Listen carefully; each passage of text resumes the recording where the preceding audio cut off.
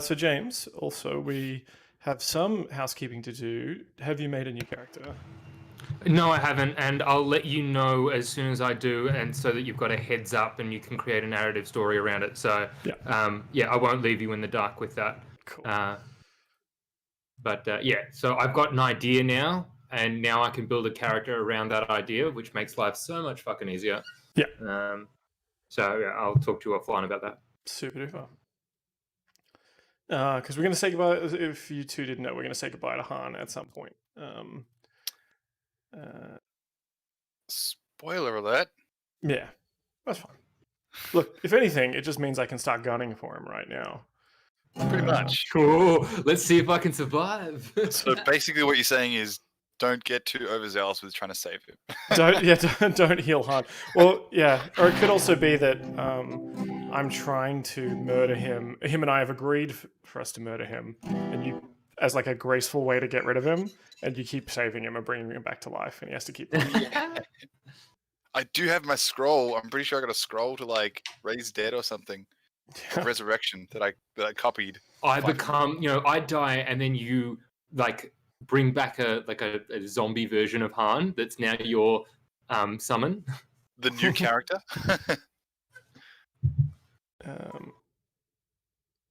Cool. All right. When last we left our heroes, they had just defeated the evil wizard Karavakos, and had made their. I think I've seen this episode. Yeah, it was so long ago. Yeah.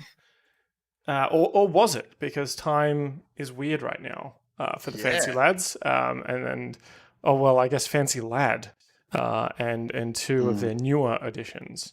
Barnaby had woken up in the Feywild, had sort of made a new friend, discovered love, and also discovered that he was sort of years in the past, way too early. Sort of he had arrived as Karavakos had been sealed up in the pyramid for the first time, which I guess was super not great for him. So he was what I've got here 500 years ago, give or take. The Feywild, it's weird. Heimdal had found himself sort of maybe 100 years, 150 years or so, 50 to 100 years before the fancy lads had entered into the pyramid, in the town of Hammerfast. And he was there to witness, not only steal something, but he was there to witness Keg blow up part of the town. And Han had found himself sometime in the future when the town of Fallcrest had been taken over by Keg automatons and robotic Aarakocra. And it was sort of overwatched by some sort of evil emperor, who they later learned was potentially Barnaby. That beautiful bastard.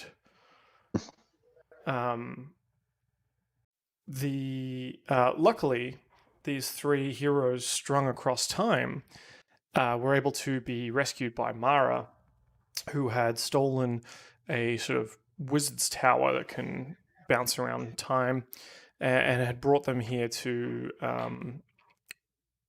where I think Barnaby had ended up in the past with the camp of gypsies known as the Vistani.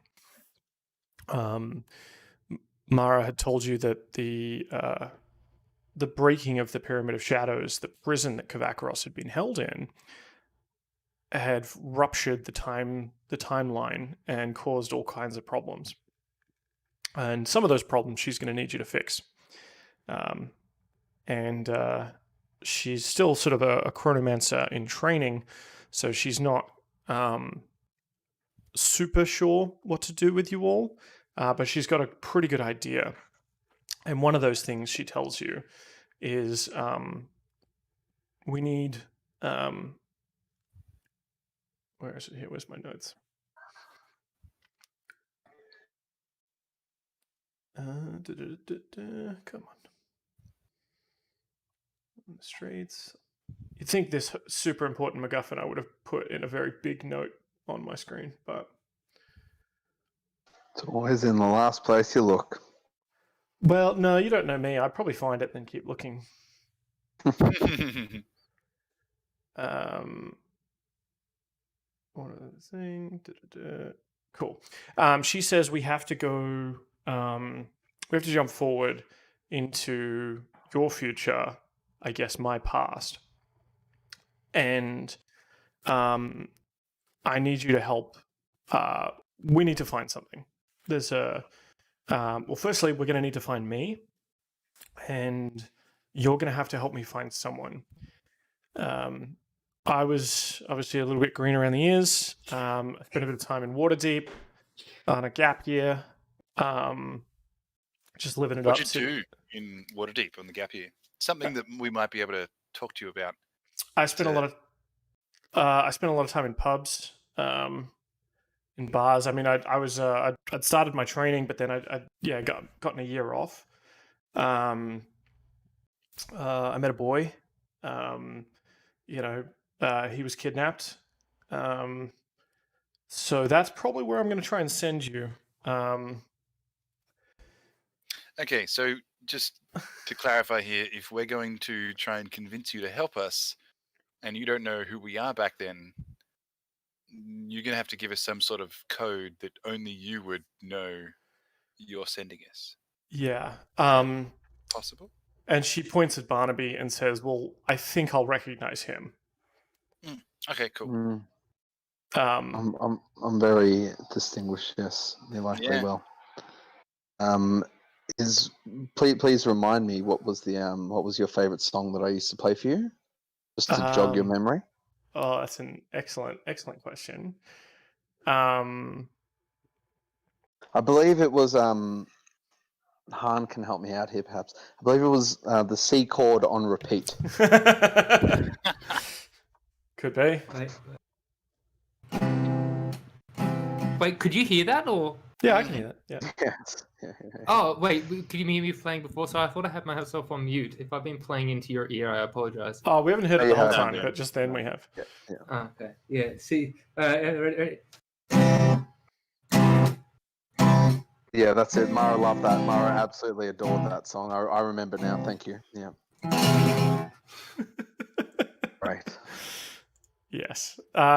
Yes, she says that my favorite of songs. What do you like about that song, Mara, in particular? Its complexity.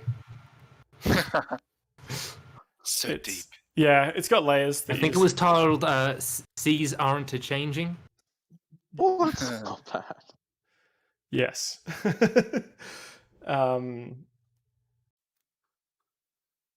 Cool. While we're doing the recap. Yeah. Are we still doing the recap? Kind of. I mean, this is, I guess some of this is new information, but. So we might have just had some fortune telling happening. Oh, yeah. We're going to do the fortune telling. All right. I completely sidestepped that entire thing. All right. Where were my... Because you had a... You got Sure, a it was fortune... an amazing roll. Yes. Copy of the fortunes. Here we go. So we rewind somewhat here, and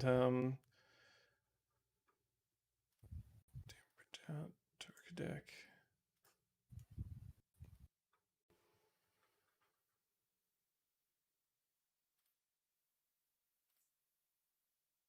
Cool.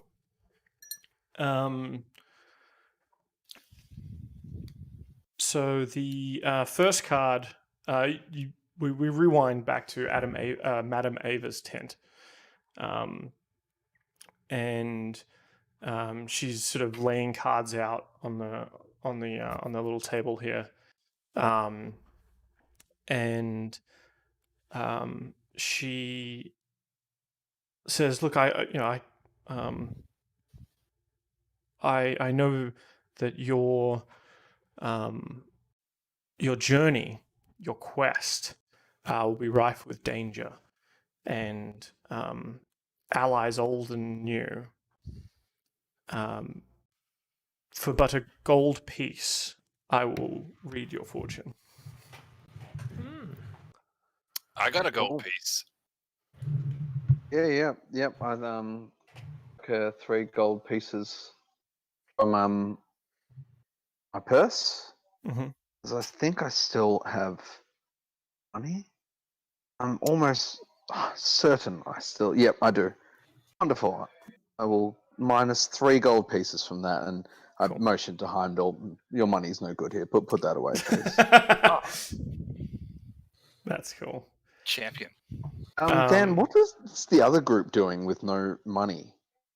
Wasn't Or is it because you're the hordes person, aren't you? Yeah. Yeah. I totally hoarded stuff myself. Yeah.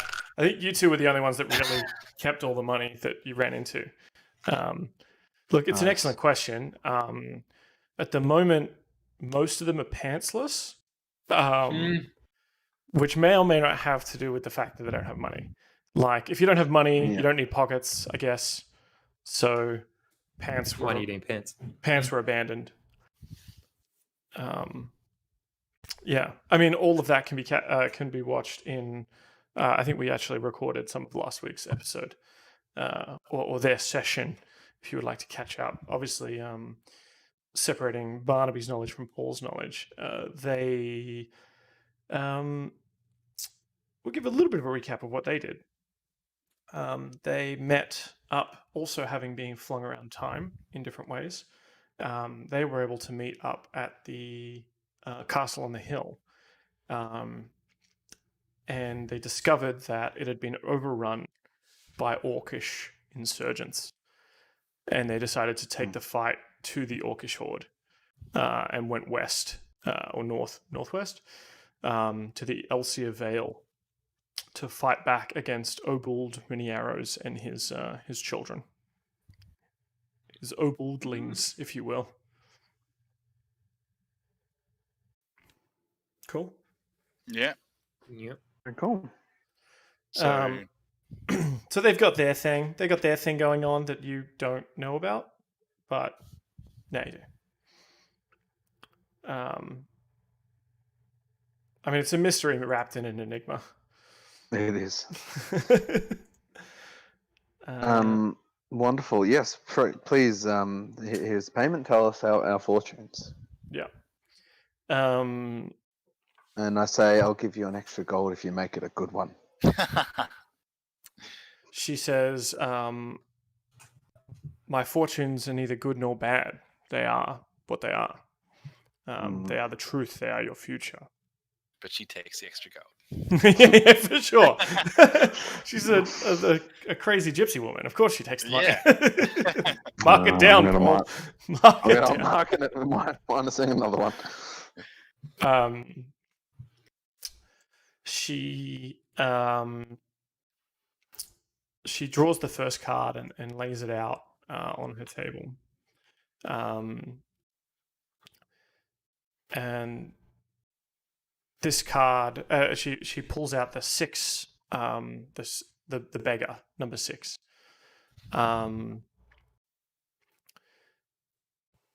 And it says this card, this tells of this is the tome space. It tells of history. Knowledge of the ancient will help you understand your enemy. There is a figure who is wealthy beyond imagine. That's Paul. Could be. But they have no need of this wealth. They have no want of this wealth. And you will need to find out what it is they do want to be willing to part with a great sum of gold. And then she says, in this next card, she puts it sort of above it. So if this card was to the west, this next card she draws is to the north, or lays down on the north of the deck here. This card tells of a powerful force for good and protection, a holy symbol of great hope. And she pulls out the warrior. That which you will seek lies in the womb of darkness. Look for the smallest, weakest creature, for it is of the greatest importance. She draws a card and places it in the east. And she says, "This is the sword. This is a card of power and strength. It tells of a weapon of vengeance, a sword of sunlight." And she draws the illusionist, number 7. And she says, "One of the men you will meet is not what he seems. In fact, he is multiple men. He has split his form many times, and there are many of him, yet still one." In the 4th space in the south, she says, "This is your guiding ally." This card sheds light on one who will help you greatly in the battle of against darkness. And she flips out the card of the mists. She says,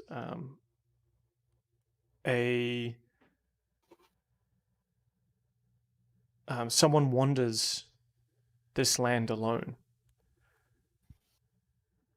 searching for her mentor. She does not stay in one place for long. Seek her out at the Yawning Portal. Yawning. Yawning. Like, yawning.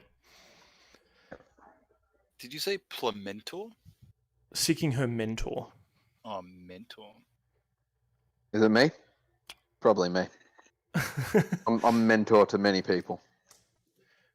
Just taught James the C chord and Han the C chord. You know, I mean, it was wonderful. It's pretty, yeah. And now you've demanded 10% of all royalties he makes. Royalties. 10, mate, 20 minimum. Come on. Oh, why go so small? Go like Apple and go for 30. And then the final card, in the middle, she says, "Your enemy is a creature of darkness, whose powers seem beyond mortality." And she says, she pulls out the card. It is the Executioner. And she says, "I see a dark figure on a balcony, looking up at this tortured land with a twisted smile." Oh. Thank you, vague and ambiguous fortune teller. Yeah. Fortunes will come in handy. And do the directions mean anything, or are they just the cards have been placed in the west, north, east? Yeah. So the first one was about what you seek. So the beggar, what you seek. The north was the holy symbol. So that was a powerful force for good and protection. The east was tells of a weapon. And then the south is an ally.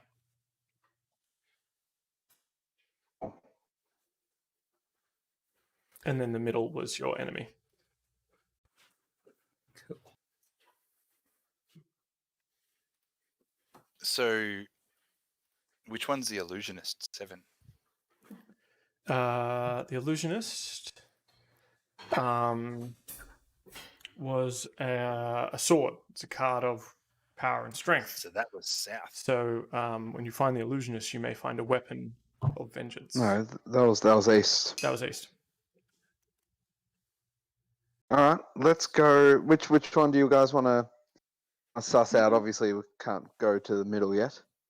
Or maybe we can. Maybe this is like Breath of the Wild, and we can actually go track down Ganondorf anytime we want. We'll just get absolutely pwned if we do it without.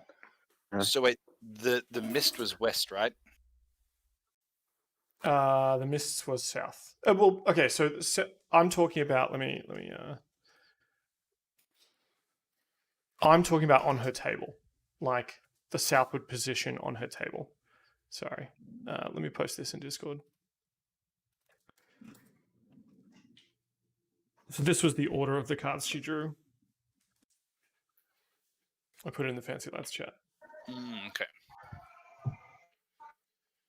Yep. That makes sense. So I turn to Mara and say, Mara, do we have any choice in the direction that we go now, or is it up to fate? Well, and she's kind of standing there, arms crossed. She's like, well, as obviously as a chrono mage, I don't believe in fate. It's just all nonsense. Anything can be changed. I guess what is fated is that you're dumb enough to lose 5 gold. Like, let's go save the world. Fair. Before we do, I wonder if a trip to Fantasy Costco might be on the cards. Because yeah. I don't know if I actually Fantasy gave it Bunnings? to Fantasy Bunnings. Sorry, yeah, that's the one. Which I'm sure we could probably order online these days, couldn't we? Yeah. Don't necessarily need to go in. But I think I gave Han a Gashapon coin last time. If he doesn't remember, or if I didn't actually do it, I have handed him one of those coins. So he's got some cool loot, but he might want to give that back to me actually, considering he so he doesn't value those kind of things. Not knowing the value of money. When she asked for a gold coin, I went to go hand her the coin, and Barney was just like, nah, no, he just takes it off me. Yeah, clever, good. All right, do you guys want to stock up on anything though first? Do we want to go to Fantasy Bunnings and sure, do what they got before we trek out on our time heist? Gotta love a time heist. Yeah. Or do we want to wait until Han actually has it? No, go. You do you guys. You play the game. Don't wait for me. I was going to say, with all the problems of the time stream and stuff like that, Fantasy Bunnings isn't allowing foot traffic, but we can drive. They do still have the drive-through open, so we can cruise through and take a look at some options. Beautiful.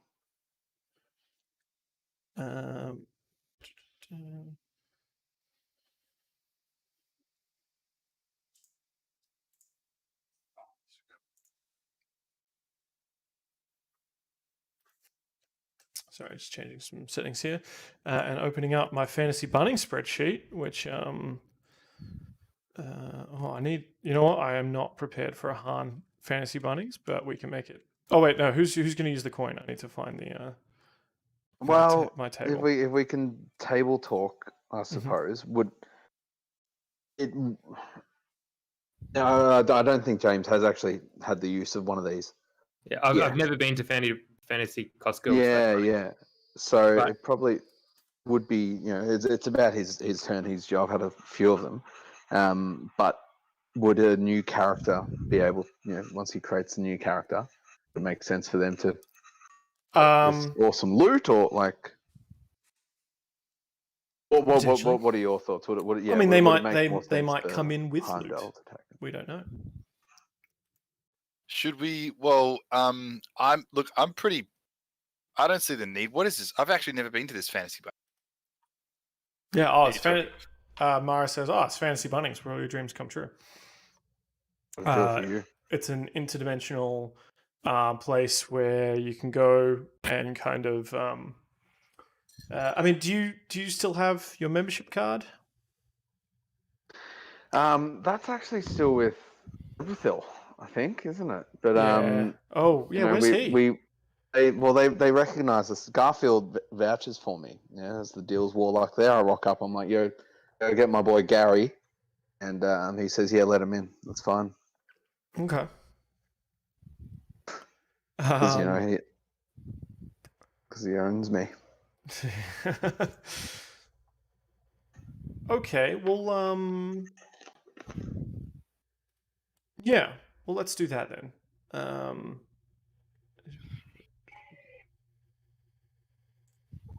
All right. Well, let's go cruise to Fantasy Bunnings, and we can spend that coin. They also have some other stuff just on the shelves, such as they got a range of wands. Let me share. They have deals on 12 boxes of wine. They do have, yes. So I think, did you guys get that one time? I've heard it called Angel Wines.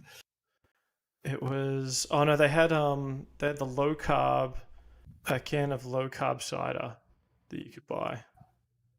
A rusted can of pure blonde cider. A very badly worn can that radiates vital energy. Whoever drinks its contents gains +5 to their max hit points. And there's only one left on the shelf. Oh shit, that's not a bad can. Yeah. Is it permanent? Yeah. All right, well, one of us should probably grab that. Who wants it? Who's got the lowest? I feel like Heimdal, you're pretty low. I got pretty low HP. Yeah, you're pretty squishy. Yeah. Glass I got cannon 60 HP. What is it? 60. I got 59. Oh yeah? What's your armor class? Yeah, my AC is 15. What's yours? 13. Yeah, you probably you can take the can, mate. So there's also How much is it? 500 gold. Oh, Yeah, all right, let's see what else there is first. Well, before we yeah, go. okay. Can I put it in my trolley anyway? Yeah, you pop it in your trolley. I mean, Yeah. as an interdimensional traveler, you see all sorts of people. This is maybe old hat to you. I'm surprised maybe that you haven't come across it before. They also sell mystery bag. Lock up inside. 300 gold. There is the Ring of Pointing. It's a copper ring with an inlaid ruby that can project a small visible dot onto any surface. They have a microfiber hand towel. They have a Scuttle Buddy, which is a mechanical beetle that the user can use for spying. It will talk to the user, but won't have anything interesting to say beyond its primary function. The owner can wind it up 4 times before it breaks. The beetle can sort of cruise around and do some spying for you, and kind of tell you stuff. There's an Alchemist Ring. When the wearer of this ring imbibes a healing potion, they receive an additional 1d6 hit points. An anti-gravity sphere, a small fist-sized glass ball filled with silvery smoke. When the sphere is destroyed, it disables the effect of gravity on everything within 30 feet.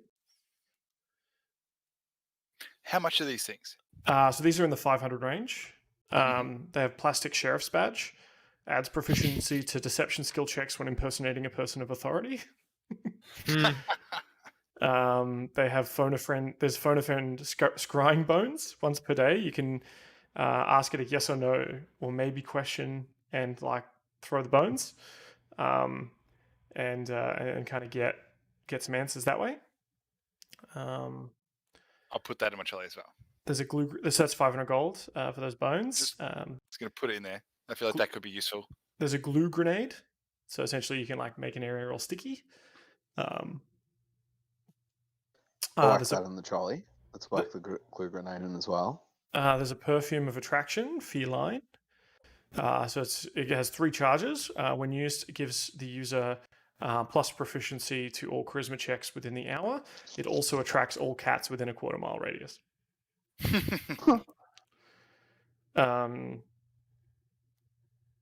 Glasses of lightning comprehension. These glasses allow the wearer to read and comprehend any text that is in a language the user knows 10 times faster.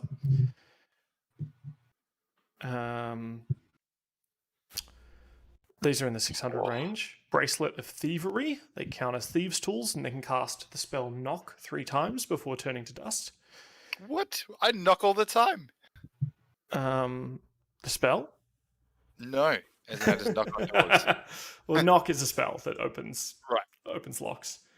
Okay, cool. There's a Ring of Tracking. It's a ring when you attune to it. You know the location of the ring at all times. That could be okay. Yeah, you could track somebody, like just slip it into their bag or something. Yeah. Just put it in the Soldado in case he fucking wanders off again. All right. Yeah. You know where he is. There's a Lens of Straight Creeping. This is in the 700 gold range. A monocle that allows the user to once a day see the footprints of a specific person or creature that has been within the area. There is a B-flat dagger. It's a magical +1 dagger that can be folded flat like paper and is easily hidden from pat-down searchers. And as a bonus action, you can unfold the dagger for use. I think I also had... Maybe I don't have it here. I also had the A-sharp rapier.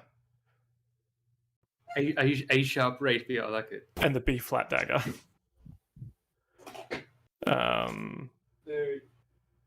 There's the Glutton's Fork. Once per day, this fork will allow the user to eat any non-magical item they can fit in their mouth to regain 2d6 hit points. You tap the fork on the item and it will turn it edible.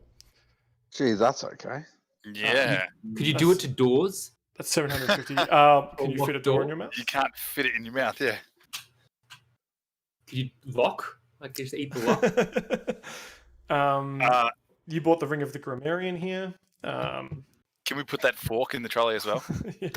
How much does the ring go for these days, Dan? You bought it for 800, I believe. Oh, jeez. There's another ring, the Ring of Agathis, that lets you cast the Armor of Agathis spell at will. At any spell level between 1st and 5th, immediately after casting the spell, the wearer must roll a sanity throw to make sure they don't go insane. What's the Agathis armor? Armor of Agathis.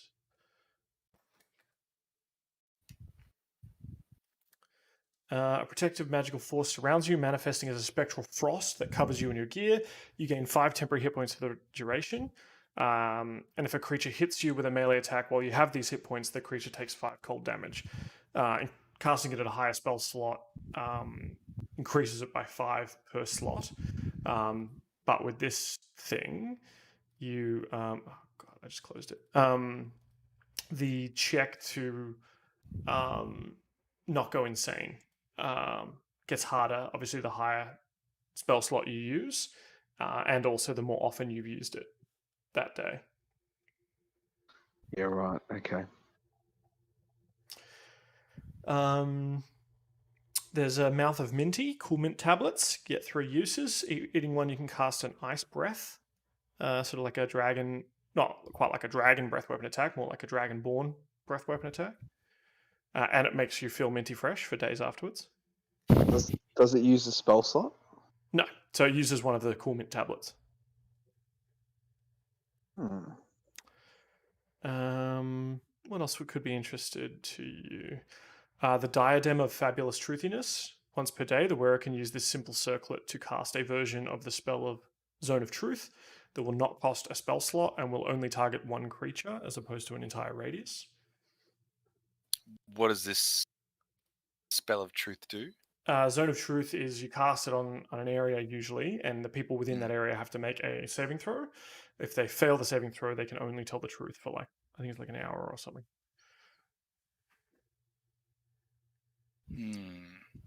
How much is that? 900. There was the Coin of Certainty. I believe you guys bought that already. It was What happened to that? It's a silver coin that always lands on heads. Either you or Saudati had it, and I think I had it, and it got taken with my stuff in Fallcrest when I got arrested. Yeah.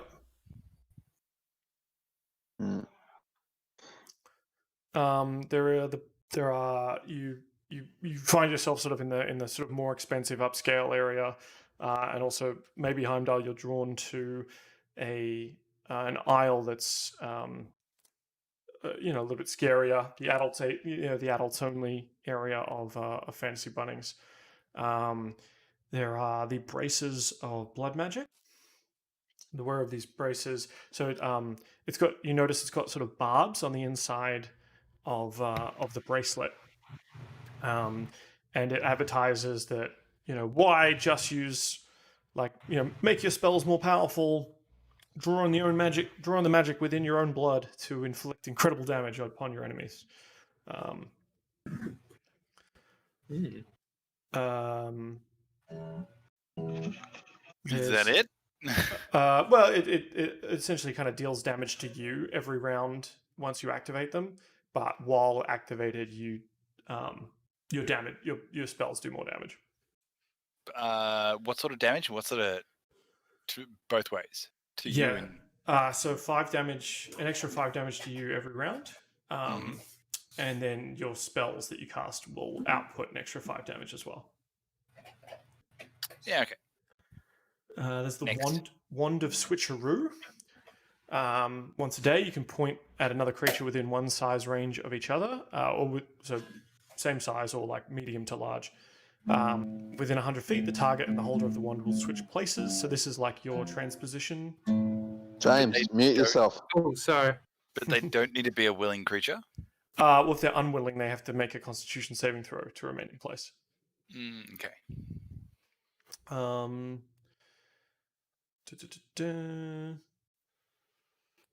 There's the Nightman's Locket. It's a locket with the symbol of the Raven Queen, +1 to Dex and Wisdom during the nighttime, -1 Charisma and Dexterity during the daytime.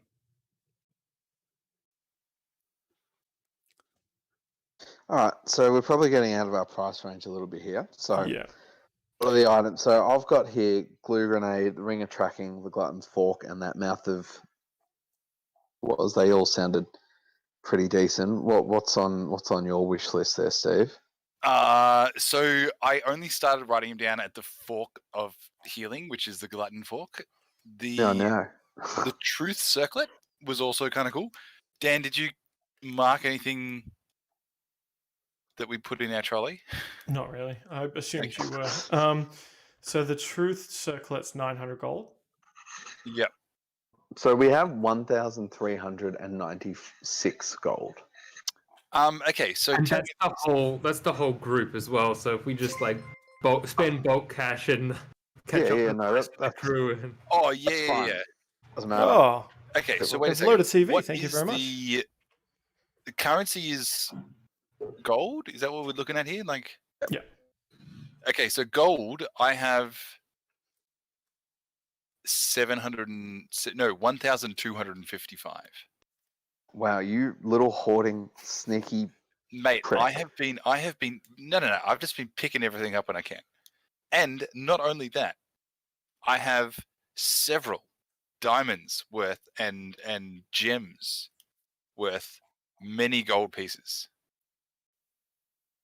I'm talking the thousands of gems, dollars worth of gems. All right, so just with the gold, we've got 2,671. So 1,255 is in gold pieces. You head over to like the mining exchange area of Fantasy Bunnings, like where all the gnomes and dwarves hang out, to stereotype a little bit. You reckon you can exchange a bunch of this gems? You can make it fungible for sure. Okay, so there are certain spells that require certain gems. Mm-hmm. Do we need, or it's an equivalent value of gold, right? I would. I mean, the diamonds for resurrection are pretty hard rule. Anything that consumes a component, I would say you definitely need to buy specifically and have on your person. Like the diamond, how it's consumed for the resurrection spell, right? Yeah. Okay. So I've got 1 diamond. Yeah. Any other things in your spell list? You I'm not going to check them. You need to be aware of if there is material components. Like if it not says for you need an gems. emerald worth 50 gold, but it's not consumed, I'd say like maybe keep one of those. I don't have any of those spells. Okay.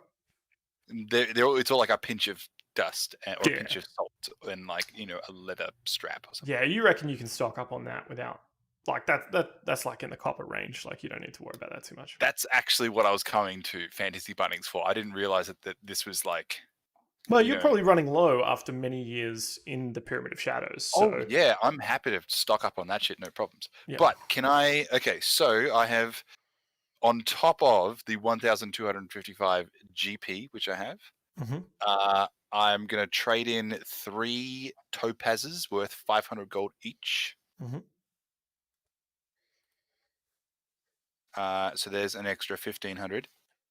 On top of that, 4 turquoise gems worth 400 gold each.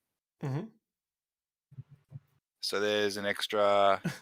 So Barnaby's like counting his little gold, his like gold coins, going, "Oh, we got to make this stretch, boys."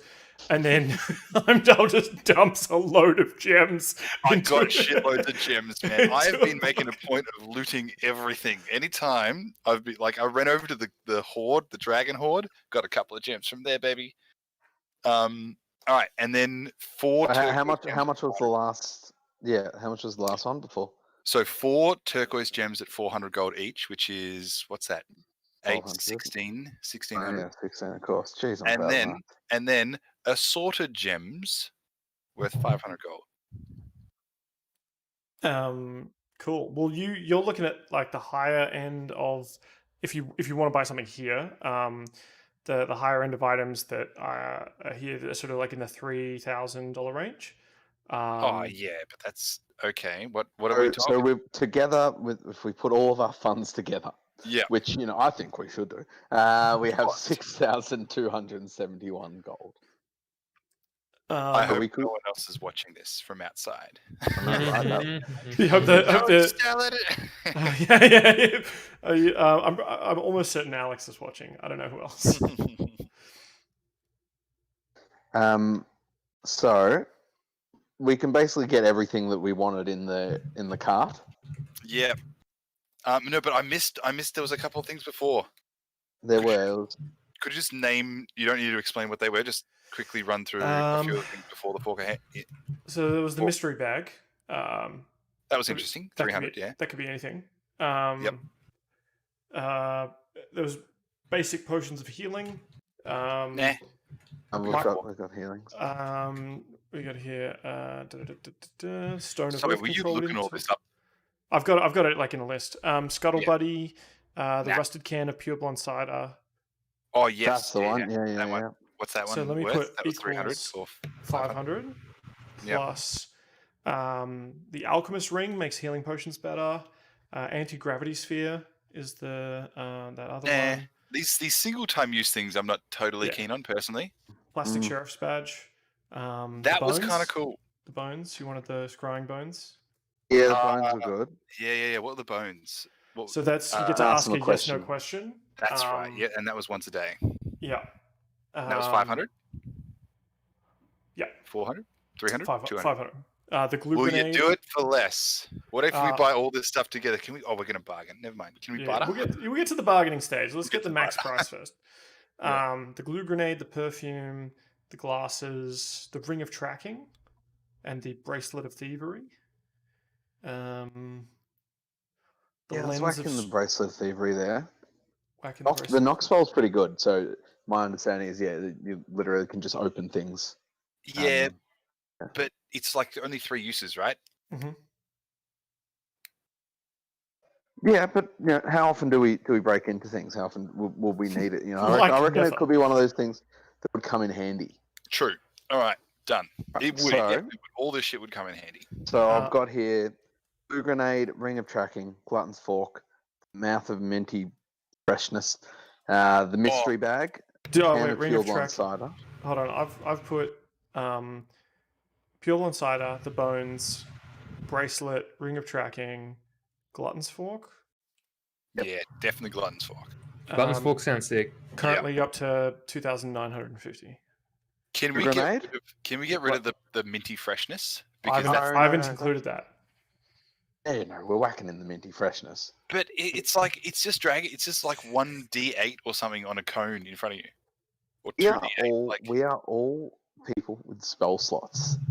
If we run out of spell slots, we have nothing to do. Also, being able to freeze shit could come in handy. Is it once a day or just once? We get three You get 3 charges. tablets. 3 minties of like. And what is the damage that it does? 2d6. So it could do 2. Do 12 or 2? Yep. The floor and the ceiling. Look, trust me. I just got a feeling with the minties. All right. Yeah. Go for it. Right. You've sold me. So we've added the Glutton's Fork, the Minties. Did you want the Lens of Straight Creeping? No, we'll take the glue grenade and the mystery bag, please. Glue grenade and a mystery bag. Glue grenade, we're against a bunch of minions. That's going to come in handy. So I've got you. Okay, so let's read it back. Mystery bag, Pure Blonde Cider, Scrying Bones, Glue Grenade, Bracelet of Thievery, Ring of Tracking, and Glutton's Fork. So far, yeah. Oh There's yeah, and the also- Minty. Did you say yes to the Minties? Yeah. Yep, yes to the minties. Cool. So you're currently at 4,550. This truth circlet. Oh yeah, Once per day. the Diadem of Fabulous Truthiness. Do we want it? But what's the bones? Bones of truth and truth circlet. Are they? The bones are like a divination thing, so it's like you can ask a yes or no question and then throw the bones, and you'll get Like sort of a like yes, in no, maybe. Pirates of the Caribbean, where she sort of like blows on it and throws the bones in. Yeah, Yep. or like His in Willow. future. The bones tell Yep. me nothing. Yeah. Okay. Don't worry about the circlet. That's 900. That's pretty expensive. Yeah. What else? There's a haunted doll for 1,000. A very creepy looking porcelain doll. When the owner of this doll fails a 3rd death saving throw, the doll will die in place of its owner. Oh, yeah, look, it's useful, but it's expensive, and it would need to make sure that person has the doll on them. Yeah. As well. There's a ring of recall, 1,000 gold. A small ring that allows the spellcaster wearing it to regain a spell slot if they fail in casting a spell. How can that? Yeah, how often does that get recharged? Once per day. That's not bad. How much is that? 1,000. Fuck, it's a bit. I mean, it's a very powerful thing to recover a spell slot. It is. What else we got here? A bigger knife, a large dagger that provides +1 to hit, +1 to intimidation. The dagger will grow to be slightly larger than anyone else's dagger in the room. Yeah. On a failed Yes. intimidation check, the knife will turn into a spoon until dawn. All right. So we've got some. Let's go with what we have. Let's get out. Let's get out of here. So Okay. that's 4,550. All right, Okay, now out because of we're curiosity, buying so much in bulk. Yeah, Yeah. Oh yeah, mate. I would we'll give you 4,000. roleplay this. So you head up to the counter behind Wait there. a second. How many items we got here? 1, 2, 3, 4, 5, 6, 7, 8 items. 8 Ooh. items. Okay. And what we do, I look at Barnaby for a second there and give him a bit of a stare. So we ask how much everything is individually. Okay? And we're told, right, how much it is all individually if you buy it. And then we go, we kind of like, it's pretty expensive. What do you guys think? We do a bit of a murmur between each other. Yeah, it's very, very expensive. It's very expensive. So how about we just That go, might be too expensive. could you do a better price? And we give him 2 things, right? And we go for the bones of truth and the cider. What can you do for them? So you come up to the counter and you do this little display. And the guy behind the counter, Barnaby, you recognize him off the bat. He waves at Go. you. You're like, as you're walking up to the counter, he's waving at you from like halfway across the store. Barnaby! Oh, my dear friend Barnaby! What up, Gary? You've come back. I love it. Yeah. Oh, and you brought never pass up an opportunity to see you, man. What's going on? How you doing? Oh, it has been an absolute gas. I think did we spot each other? We spotted each other at the tournament, didn't we? That must have been the last time we hung out. Okay, hold up, Gary. What year is it for you, man? Because I don't really know anymore. For a card, right? And he sort of like gestures at he looks at Han and Heimdal. He's like, this guy. Oh, what a guy. Yeah. I say you're Garfield. Help out an old friend, man. You know, surely you can do better than your 4,500 on all these items, right? Oh, you brought someone who wants to make a deal. Oh, not necessarily. More of just give us a bargain, you know. Oh, bargains are a type of deal. I'm sure my small-statured friend here would agree. Yeah, if I have I nudge Heimdal and say, "That's you." Yeah, well, I don't know if I should agree to this. Oh, yes. I knew the moment if you're hanging out with Barnaby, you must be a man. You must be a creature in need of some deals, and he's brought you to Garfield, the Deals Warlock. What can we help you with today, my friend? Well, I feel like Barnaby knows you pretty well. We've got this stuff and we've only got 3,000 gold that we can spare for these items, and we're hoping to have enough left over to like live and eat and sleep. Surviving.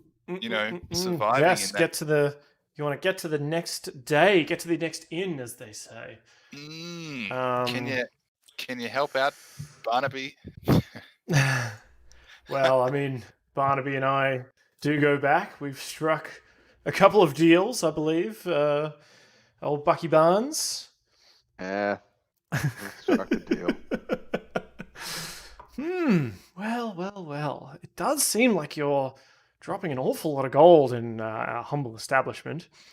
I see you're even going for the mystery bag, bit of a gambler. I don't mind. We like to have a punt. I don't mind someone who throws fate to the wind and, just sees what rattles out. And a discerning collector, of course. The very last rusted can of pure blonde cider. I don't know if I can let this go for anything less. It is the last of its kind. A rare item, if you will. In fact, we if you decide not to take it, I may have to put the price up. I feel you're cutting my own throat with this deal. Well, then we'll take that out. We'll separate that 500 gold and say, don't need to discount that at all. We appreciate the value of that. Mm-hmm. So on the 4,000 gold remaining, would you do that for 3,000 gold?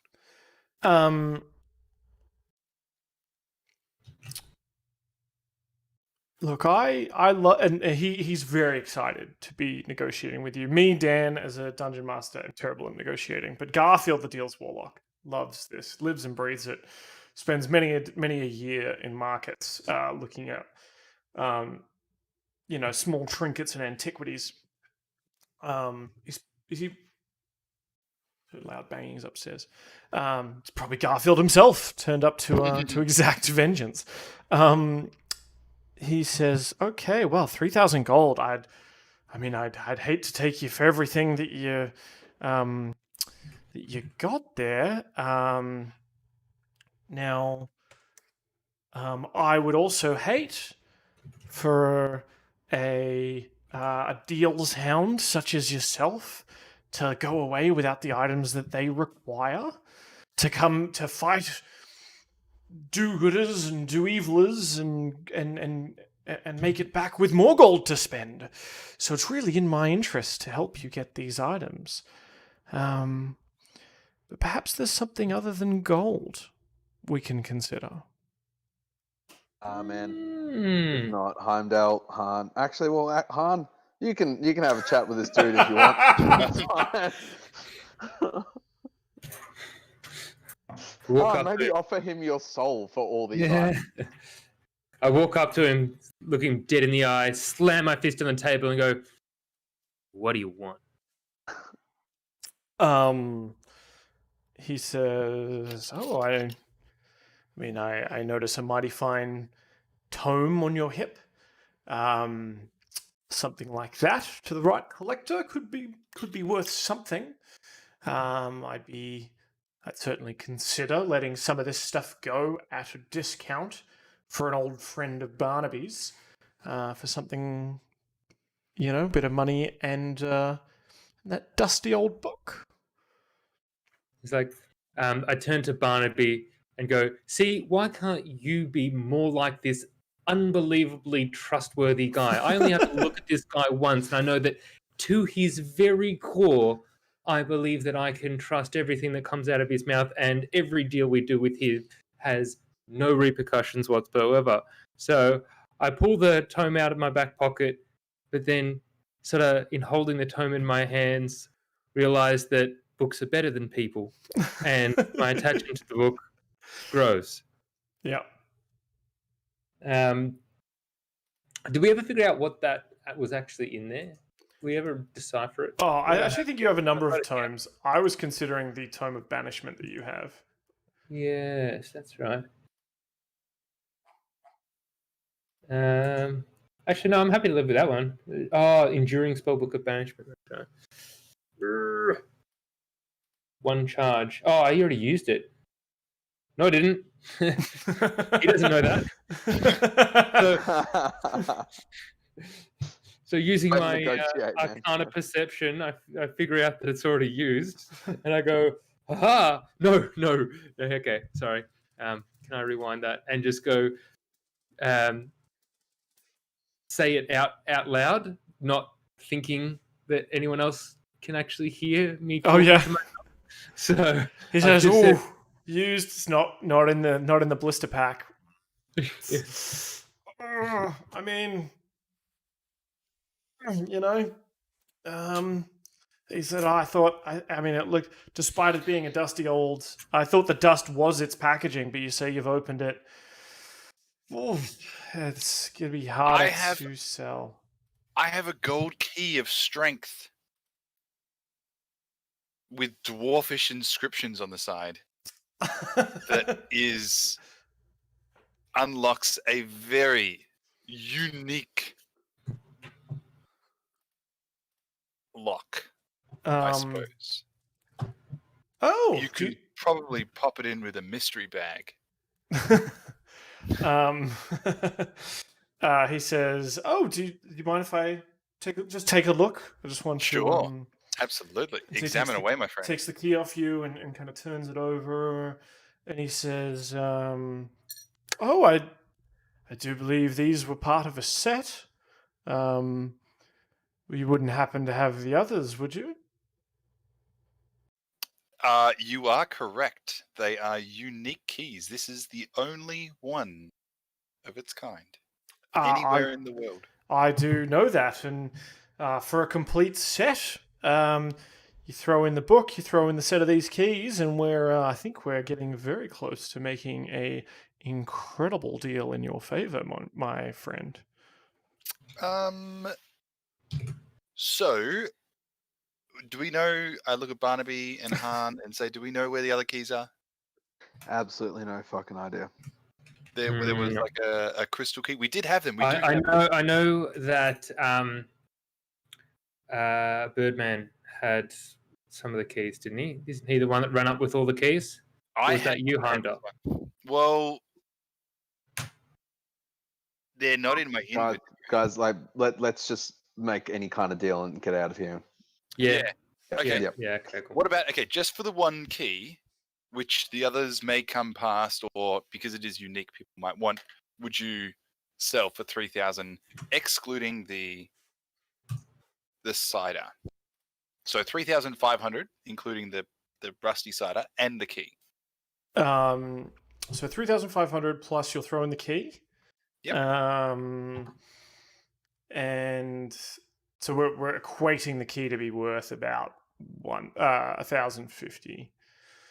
That's only if you're not including the discount that we're offering. That would be a trade. We're asking for a discount and to get. Well, get I mean, you're putting other so you're looking for a discount and to throw in other objects to cover some of that price is what I'm understanding. And I mean, bartering is a kind of deal making process, and all trade. I mean, even you're trading gold for items. Or items for items. It's all trade. It's all allowed here at Fantasy Munnings.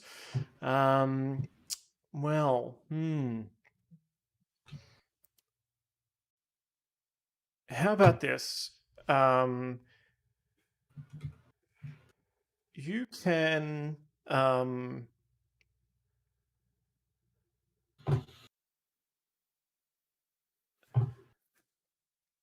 I am happy to let some of these items go for an incredibly discounted price. However, I need you to do something for me. And he sort of lowers his voice a little bit here and he says, you seem like the kind of people who can get their hands on certain things. I could, in good faith, lower the price considerably, but I would need a favor. Nope. Absolutely fucking not, Garfield. And I say He to looks them, at guys, you. He looks at Barnaby affronted. I Barnaby, said, sorry, Garf. we're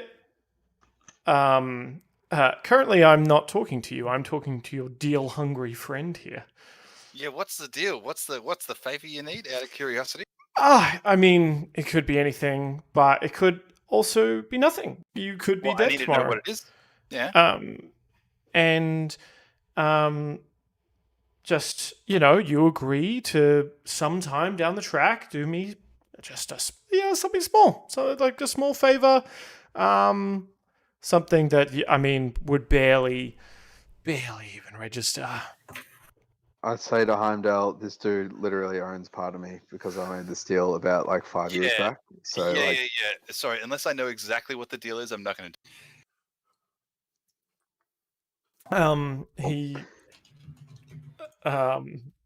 pulls out. I'm not going to consider it. You're not going to consider it. I'm not going to consider it unless I know exactly what you're asking. Yeah, that's not how this works. And you must think me a fool to agree to such a ludicrous demand. Yeah. I guess I would think you're. Yeah, only someone insane would just sign a piece of paper that is so broad as to say that they owe me a favor. A boon, shall you?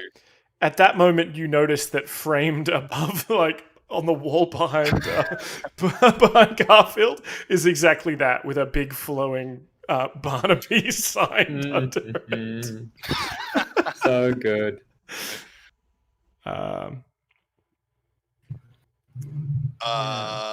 Okay, so with the key and the book, which may have been already cracked, but maybe there's still some goodness in there. Yeah.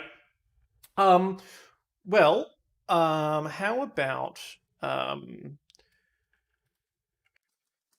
I would like for you to retrieve for me my pet fish. As long as it's your fish, yes, done. guys, no, we have enough, Heimdal. No, do not make this deal. We literally have 4 separate side quests that we have to do on the outside world without getting this fucking cat of fish. Okay? Just pay. We've got the money. I don't give a fuck anymore. Here, Garfield, I put $4,500 on the table and I take the stuff and I say, we're going. You've only got 1,000. Oh, we put our money Heimdal together. is small. You could probably just drag him out. Yeah, we put our money together because we entered a de facto relationship.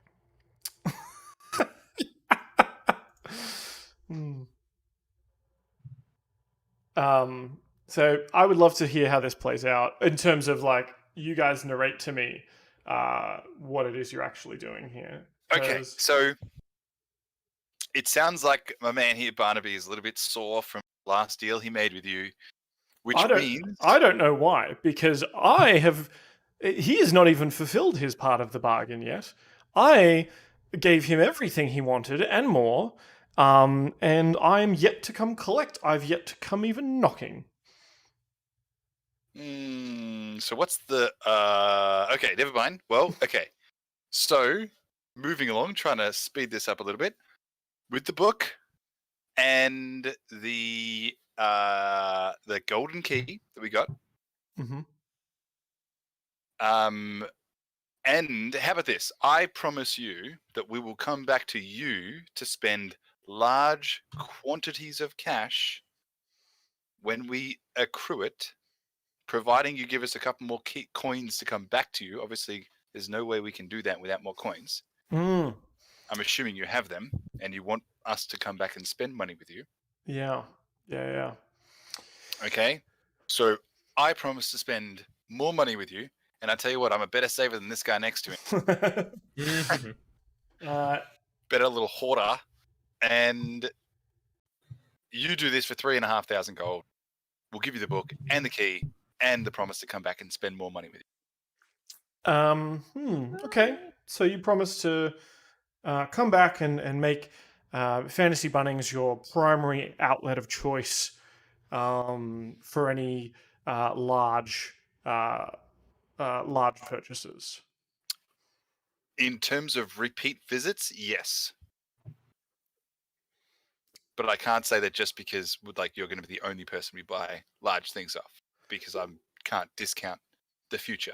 Sure, but you'll put Fantasy Bunnings as your preferred vendor of choice. Absolutely, yes. And you know what? If you want, I'll even promote your business. If you give me a couple more of those coins, I'll pass them out to people I think will be of value to you. I will market your business for you. Yeah. Excellent. All right. Well, I think this is an excellent way forward for us here. Let's look at. So you give me the. Let's just recap for me and everyone else at home. You're going to give the key, the book. Oh man, I need a. Was it the key, the candle, the tome, the key, the candle? Are those the three main things in weird witching stuff? So the tome, the key, and the money, and then he's going to give you back money. Is this? No, he's just going to give us some coins to allow us to get back here, because I believe you need these special coins to get here, right? He says, "Oh, you have a Fantasy Gashapon token." No, but yes, what I will do is I'll give you some special. I'll give you, and he sort of lays out on the table 10 sort of like they look like homemade pressed buttons that you would put on your jacket or your cool backpack, and they say Fantasy Bunnings on them. And they have his face with like a double thumbs up. And he says, if you crack one of those, you can open a portal to Fantasy Bunnings and get whisked here, where all your spending wants to take place. Normally, you would need a Fantasy Costco membership. And you would have to sing, Fantasy Bunnings membership, EMTM, sing the Fantasy Bunnings theme song and forfeit 50 gold to summon an entrance to Fantasy Bunnings. I mean, that there, 10 buttons is as good as 500 gold, effectively. Yep, and for non-members such as yourselves. Well, I believe Barnaby's a member. You're a great friend to this place. I do remember Ebrethil was the member in good standing at Fantasy Bunnings. I'm did you two have a falling out? Is he not here with you? Disappeared to the Fae. Haven't literally heard from him in like 3 years now. Mm-hmm. But I mean, thanks for vouching for my authenticity and yeah. Well, I think we can keep getting in. Just to be clear, you're not taking the Gashapon coin, are you? No, he's not. He's taking the Tome of Banishment. Yep. The golden key of strength. And he says, and you spend with me here today. We'll call it 2,500 gold, and I'll throw in these 10 buttons as well. Done. Boom. Now, He Heimdal, puts his hand out to shake. I shake, and in the process, hand over 2,500. Cool. Is it like cool and slow? Well, that's probably a lot of gold to dump. You probably can't palm 2,500 gold coins. Cool. Do you want to combine finances, or are you paying for that from your own? I'll just pay it. I'll just pay it all. Wonderful. All right, cool. Are you generously donating some of the items, or are you going to hold on to the items? No, all of them. I want. There's only I want the cider. That's about the only thing that I really want, and then everything else is whatever. You take the cider, and I mean, I'm happy to hold on to everything as the horticulturalist and hand it over as needed. Let's open the mystery bag now. Oh yes, let's do that. Mystery bag. 2,500, right? I got to do this right now. Yeah.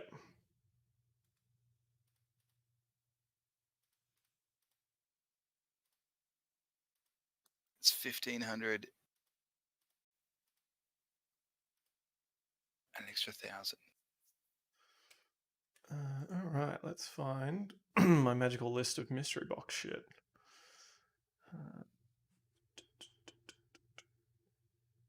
Magic items.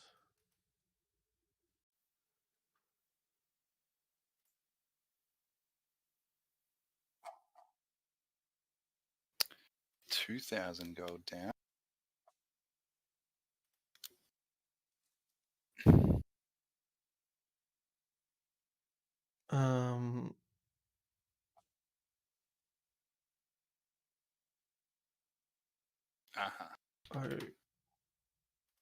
Done.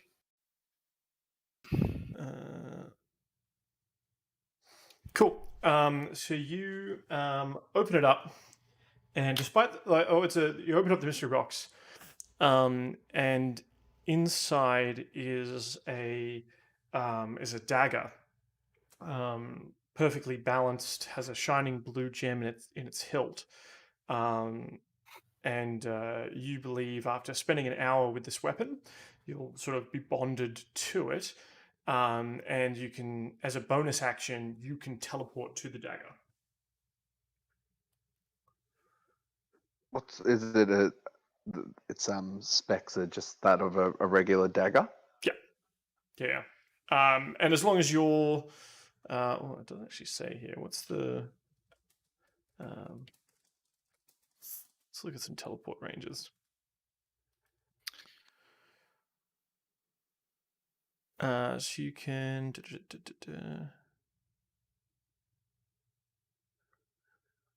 Yeah, so you can throw this item, and use your bonus action to teleport to its location. You don't have to be able to see it. Probably needs to be, definitely on the same plane of existence. Is there a range on it though? I'm going to say that's the. Let's go crazy. I'm going to say that's the. You got to be on the same plane of existence.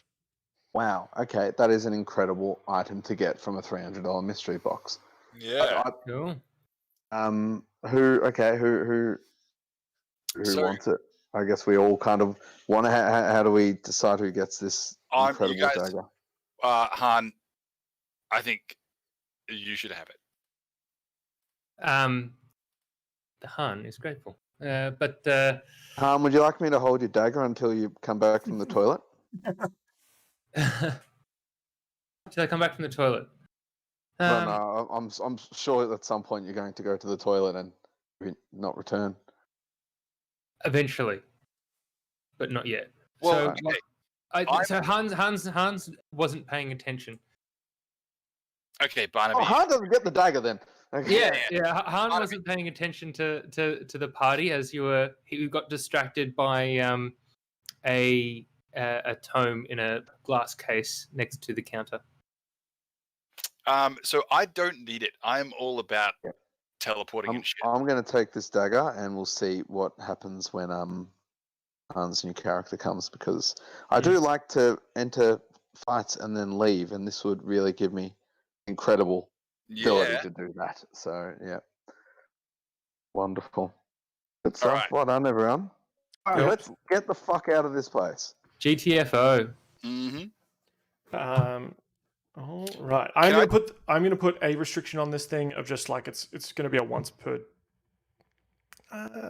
We'll give it charges. We'll give it charges that refresh at dawn or something like that. I don't think you can do it like every 10 minutes or something, right? That seems pretty crazy. Yeah. Once a day That- sounds good. Yeah, Once a day sounds good.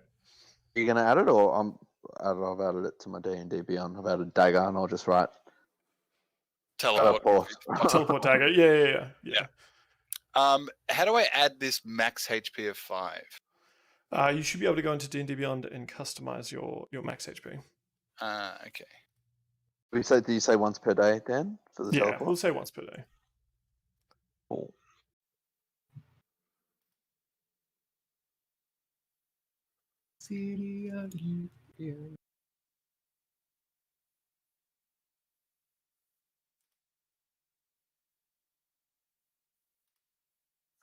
All right, let's get out of here, and I'm just going to go up to Mara immediately and say, take us somewhere fun. Well, yeah. I mean, you're gonna go to Waterdeep. Didn't we discuss this? It's an amazing city. You can get into all sorts of trouble in Waterdeep. And she kind of looks to the side for a moment and is like, at least I did. I'm sure you guys will also find lots of trouble in Waterdeep.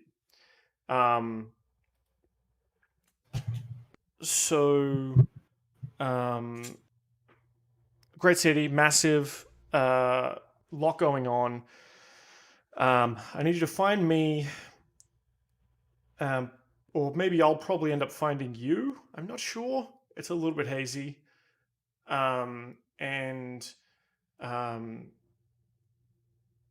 You need to help me sort of break into a vault. Hope that's going to be okay. A vault, you say? Yeah. I'm sure I'll explain it to you. It's not important. Let's get you guys to Waterdeep. And she piles you back into the TARDIS, or the not TARDIS. Yeah. I gotta pee. I'll be back. I'm gonna grab a beer while he goes pee. Yeah, take a quick break.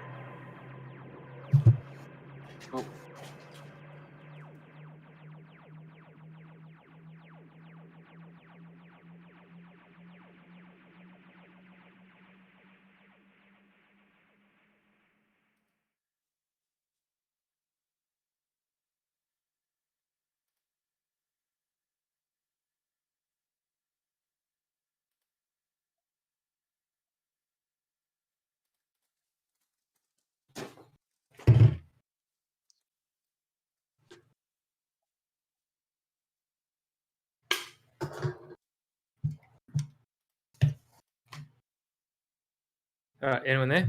Yep, I'm still here. Yeah, cool. All right, Dan, are we taking like a 5-second break, are we? Yeah, it's just like a 5-minute break or something. It has been 2 hours, so. Steve, Dan, Yep. I want you to rate this beer can opening sound. Tell me whether it's a it's an enticing sound or not, or whether it's just like a VB. Ooh, Oh, that's not bad.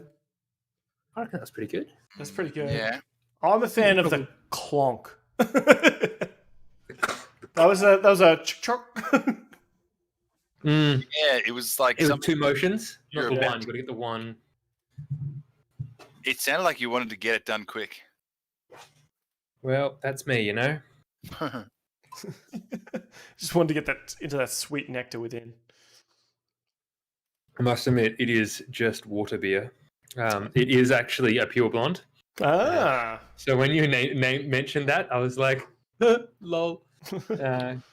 But it is just, it's like ultra low carb stuff. Yeah, it's poor. That's all good. It's not hitting the spot.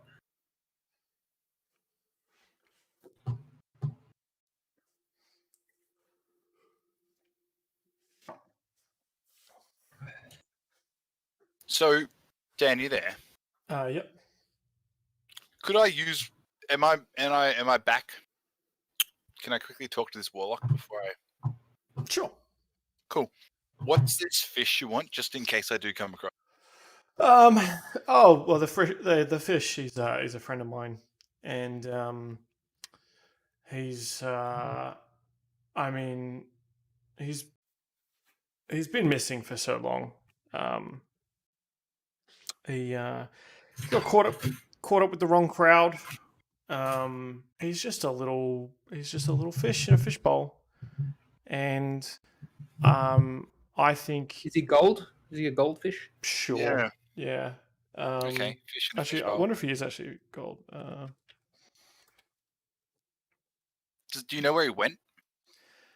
Any clues?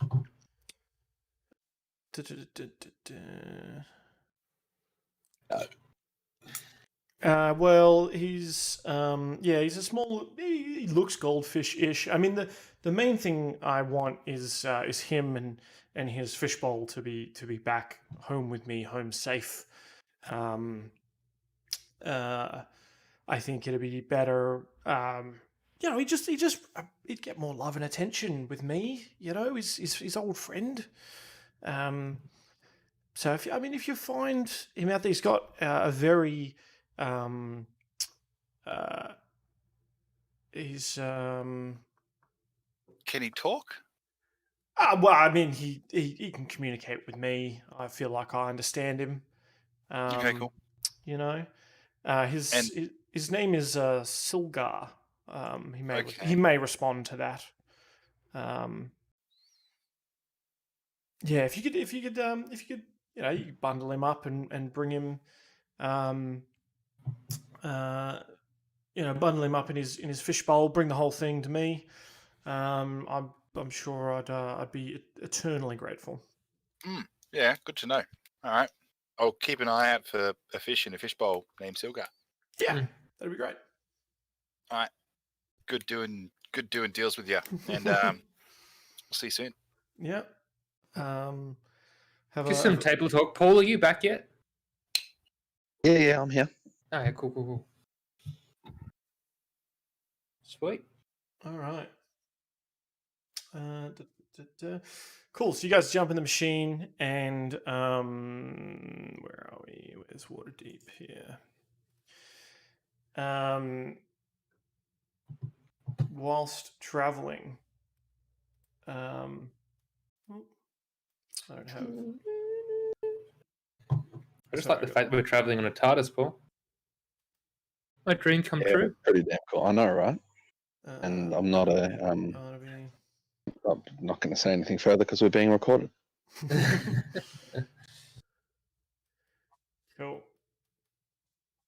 You find yourselves in the city of Waterdeep.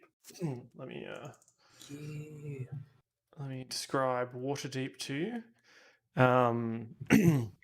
Or maybe Mara describes it to you as the city of splendors, the crown of the north. It's probably the most important and influential city of cities along the Sword Coast.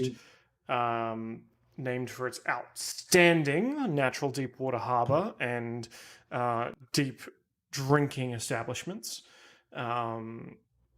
It's sort of the commercial crossroads of the realm. This is the big city, so of course, a country girl like myself, when she had a bit of money in her pouch and was between studies, I came here, seeing as the rest of you were presumed dead. Now, Hey, look, Paul, it's a square for you. It's a square for me. I'm not on Foundry. I got to click on it. Actually, sorry, never mind. that joke is great, yes. though. Sorry, I interrupted. So it's big city. You. Yeah, she says, look, the machine's a little bit imprecise, so I'm not sure exactly when I've got you here, but I'm going to be here somewhere, and I would like you to go find me and help me break into a vault. How old roughly will you be? So I would say now she's probably she's got to be like maybe her late 30s. She says, look, I was probably late teens, early 20s around this time. I've done a couple of years. It's not going to look weird. Three blokes walking around, a warlock, a gnome, and a man walking around looking for a young girl. Yeah, great. Okay, we won't get into any trouble. No. I ask her, where's a good place to start? What's your, where were your, what day, what kind of time of day does it look like now? Is it morning, afternoon, evening? It's probably, I guess it'd probably be like late afternoon.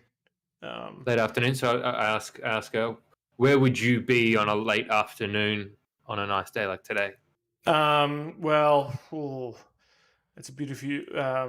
Actually, I gotta choose what.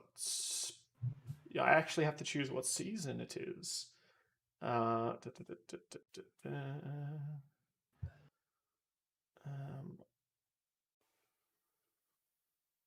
We'll say it's a sort of a summery afternoon. Beautiful summery afternoon. I mean, anyone in their right mind would, maybe be down the docks or in one of the squares, down by the water. So of course I'm probably in a bar nowhere near that. I would. I'd probably ask around for some of the pubs and and get a feel. Yeah, maybe check out some of the pubs. I'd probably be in one of them. Sorry, I can't help you more. Okay. Do we want to pub and starts walking? Yeah. So I asked the team. Well, we need to find like where all the pubs are. So I reckon we go down to the docks and ask a sailor, because we're definitely going to find a sailor at the docks, and they typically know where all the bars are. So do we want to? Mm-hmm. Do you want to head that way, or do you want to just go randomly looking for bars? Yeah, let's go down to the docks and keep our eyes out. And if we run into a group of people, we can ask some questions. So let's head down Dockway. Yeah. Do what diddy diddy dum diddy do. You actually find as you're sort of wandering round, you spy a small boy standing on a crate, and he's got in his hands sort of this stack of pamphlets, and he says, "Oi, Gov, you look like you're not from around here. You need a tour guide like myself for the simple fee. I give you everything you need to get around this city. You couldn't go wrong with me, sir. I'm one of the big jobs around here, if you know what I'm saying."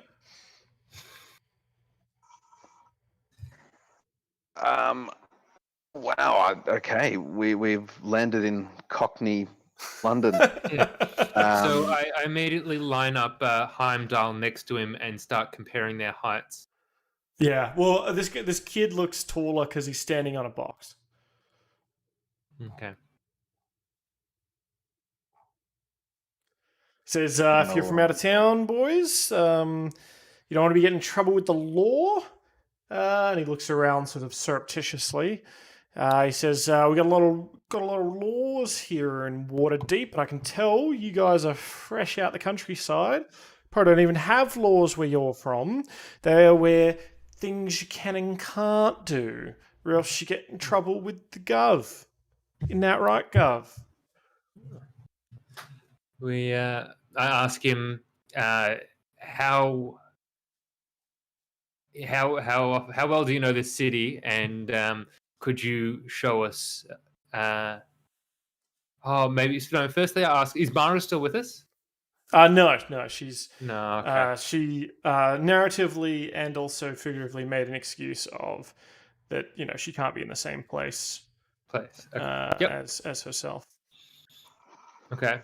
Says this kid says, "Oh, look, some of the fine information you will get with someone like me is I can tell you that you're in the dock ward. Haha, bet you didn't know that one. It is considered one of the finest, most dangerous districts in the city, and there's oxen, there's poop everywhere you could step in, and without me looking after you, Gov, you might just step in some poop, if you know what I'm saying." I say to him, "We'll take our chances." Yeah. Okay, well, you're probably going to want to head right up there to the City of the Dead, because that's what you're going to be. Now, I'm here trying to offer you some help, just for a little bit of coin.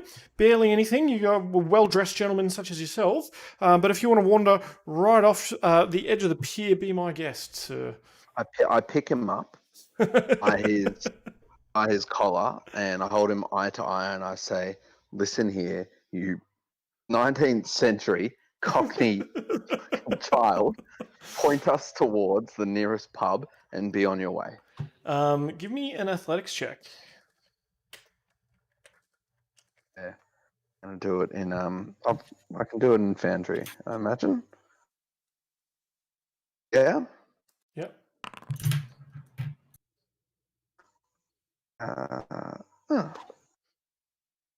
I'm just gonna do it in D&D Beyond. It's gonna be. Okay.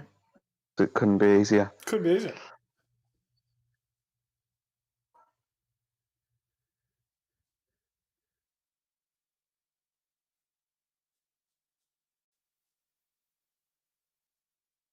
It's doing something, I'm sure.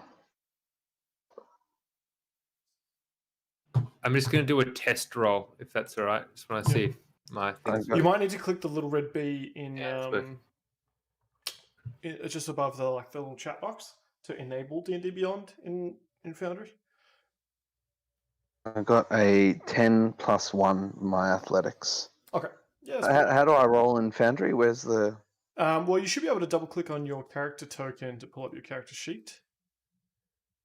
And then you click athletics. Oh, cool. Yeah. There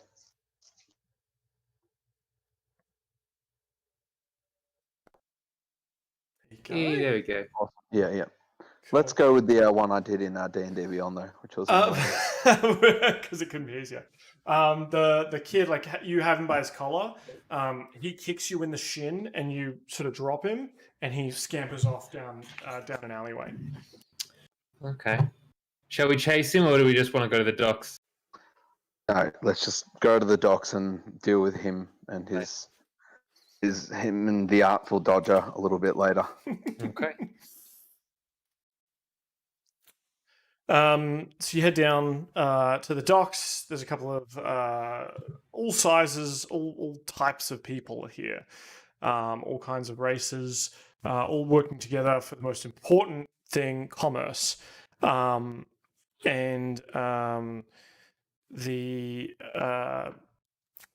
plenty of people hard at work, people just ignoring you lot, despite maybe where you're from, where it's quite rural and you stand out. Here is a very metropolitan city. They don't bat an eye towards you twice. Okay. Wonderful. Do I see anyone that looks like a sailor or Oh yeah. You see yeah, both. working? I'm going to approach one that doesn't look busy Mhm. and approach him and go, "Hello, young sailor. How are you?"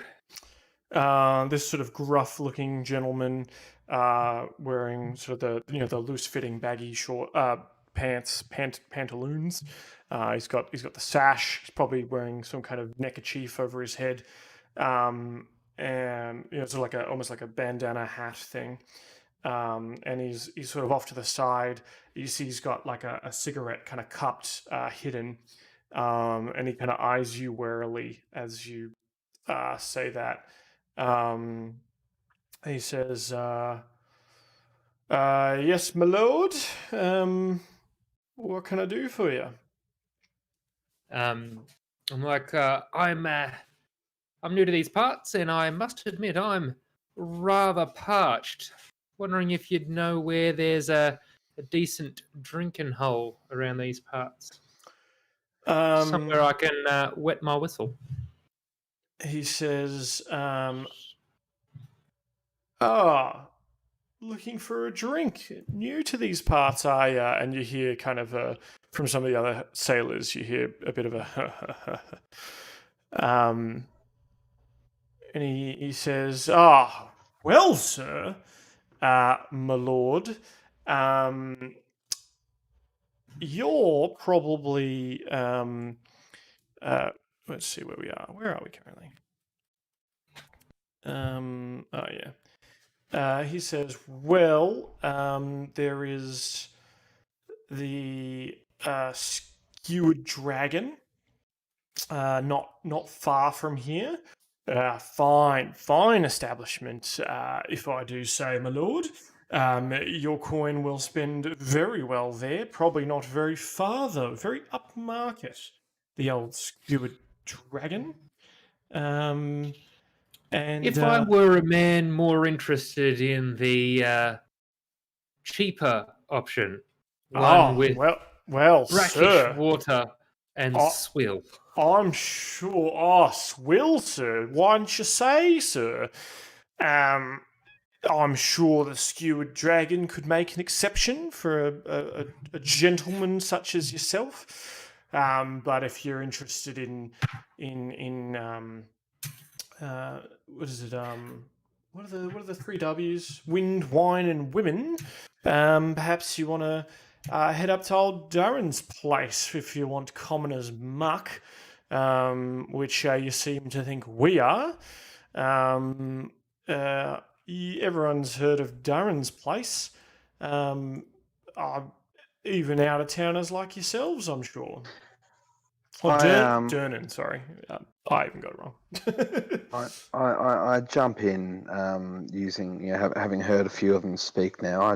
Barnaby jumps in with his greatest performance of a Cockney accent, picking up on the subtle insults that this person is making, and says, "Oi, where do you get off trying to insult myself and my friends like this?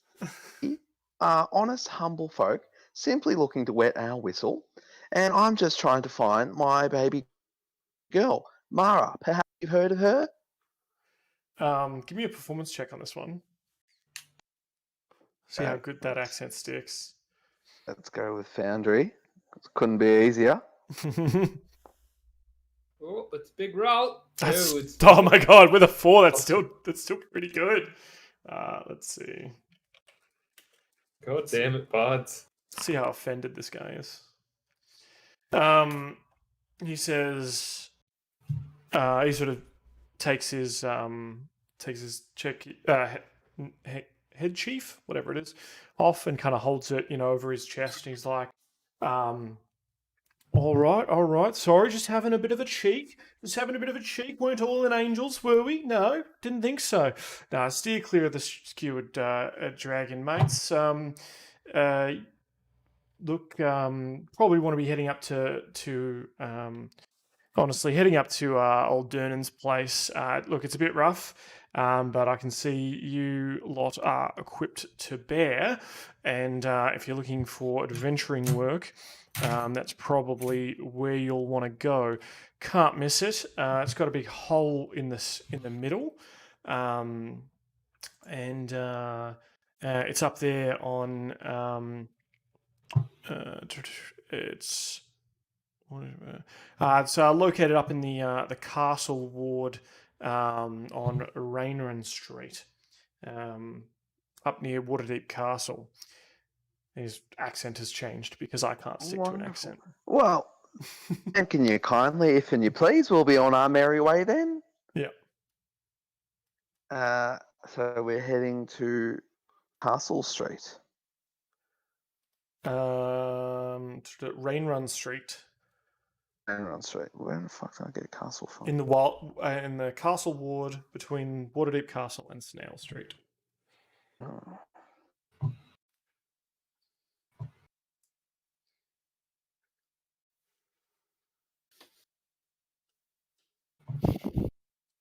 This is the real puzzle. Yeah, I know, right?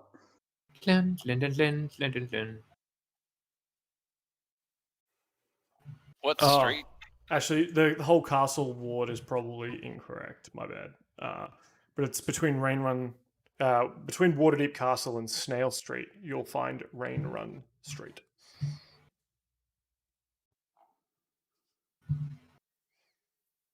All right, gotcha.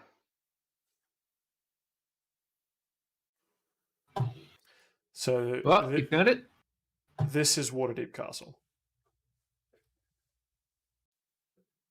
Ah, That's Waterdeep Way that I saw. that rain run? Mm-hmm.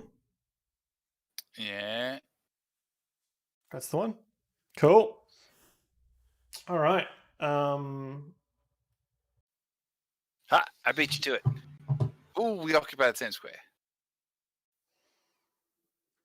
Okay.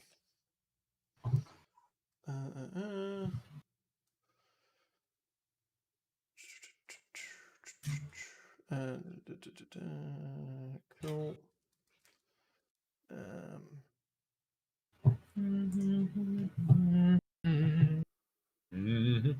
How do I move the map around? I can only seem to zoom in and Right zoom click out. and drag. Yeah.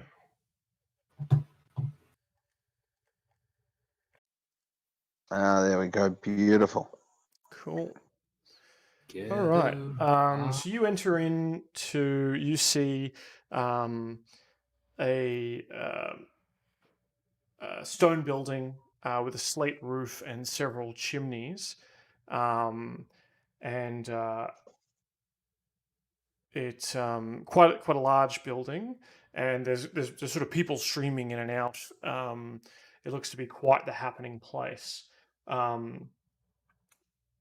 Over the you see in a big sign above the place, it says the Yawning Portal. Yeah. Oh, That sounds familiar. hold on. I wrote this down. Oh, we need to seek out our ally, our guiding ally, someone who wanders alone searching for her mentor at the Yawning Portal. all right. That sounds like Mara, maybe. Maybe, could be. Let's enter and find out. We conspicuously wander through the tavern, and I say to Han and Heimdal, I've actually acted as the Artful Dodger in a stage show before. So follow me. Look at my gait. Look at the way that I hold myself, my accent, and let's just try to blend in. Okay, roger that. Cool. Let me.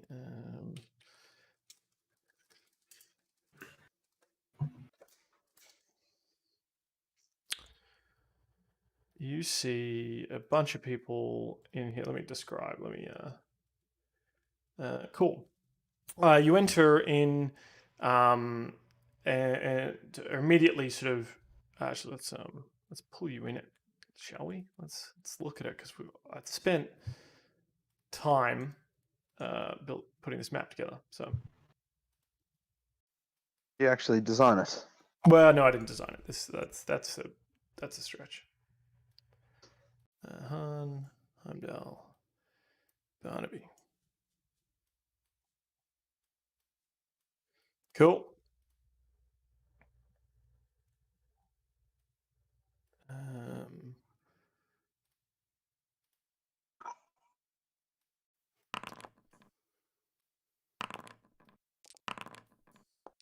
Just filling it with. A lot of people rolling there. Yeah. Don't worry about this too much.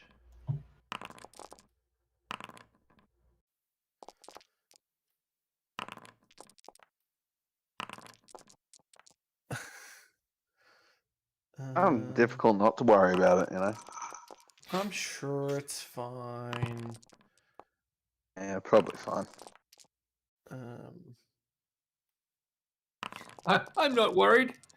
You're worried.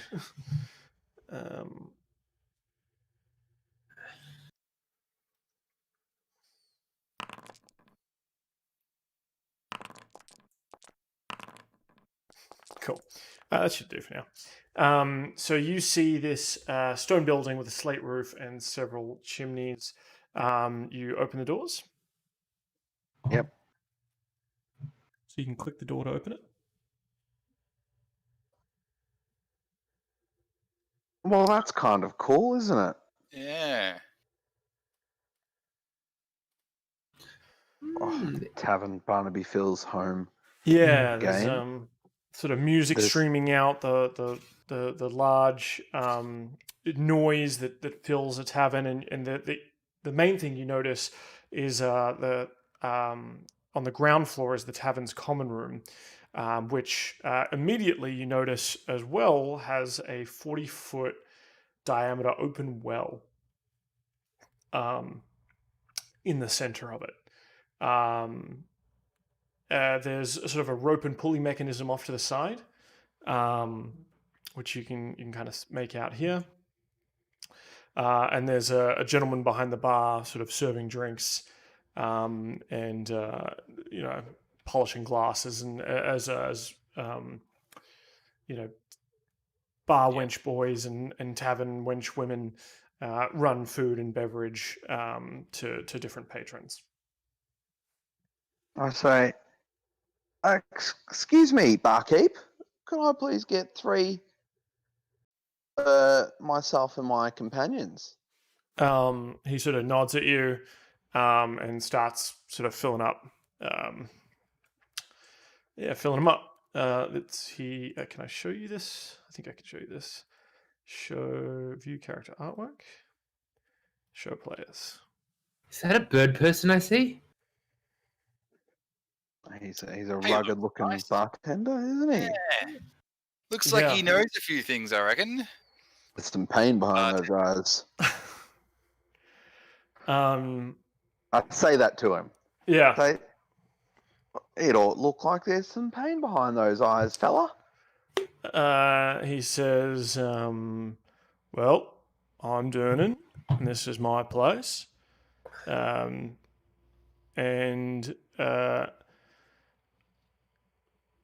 Look, I've done my time adventuring. I can see you strapping lads are still in the thick of it. Durnan, it is a pleasure to meet you. I'm Woz, this is Boz, and he's Choz.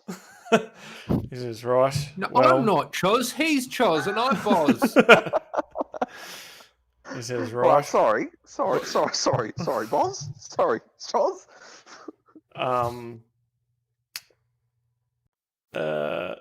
He sort of looks over to one of the bar women and says, Bonnie, find these lads at the table. And she sort of motions you to sit at one of the tables here. Before we scamper off, we're looking for a friend. He says, well, we haven't pulled anyone up from down there in a while. So if they're down there, you might be shit out of luck. I don't reckon. Is it right to go down? I mean, going down's fine. Off your trot. It costs to come back up. unless you've got your own way, of course, of coming back up. But we do offer obviously the pulley system, and that kind of costs depending on the weight, of course. But there's plenty down there in Undermountain, though I'm not sure. I'm not sure it's a good idea for you boys. There's some far rough is it stuff down down there. Hmm. How far down there is it? Well, the Yawning Portal, the hole, not the bar, is goes down probably 140 feet, and that gets you to the first level of old Hallister Blackcloak. You probably know him as the Mad Mage. Created we a do. whole dungeon in the Undermountain. And yeah, I've been down there myself. Did a couple of levels even. Brought back some treasure. Set up this place. Do you Now, know if there's a vault down there by any chance? Has there could be. stories of a vault being down there? I mean, there's all sorts down there. A lot of nasties. Wouldn't be surprised if old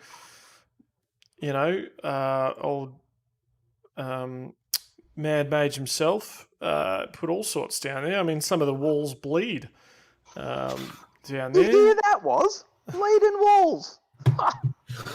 Bleeding walls. Bleeding Bleeding walls. walls. So how much for the pulley system to get back up?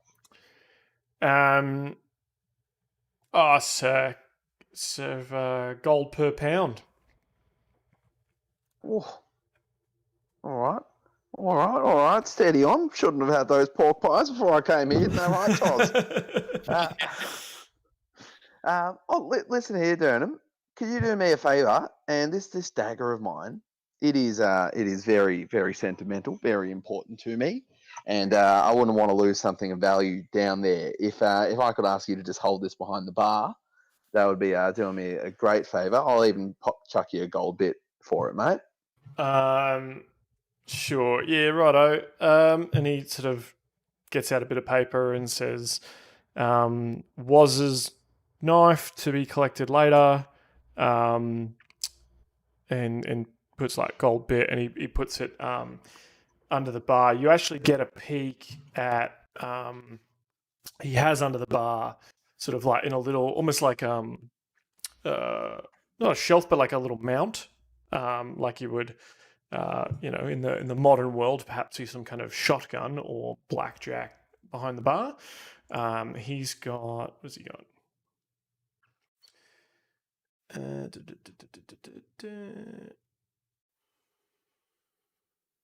Sorry.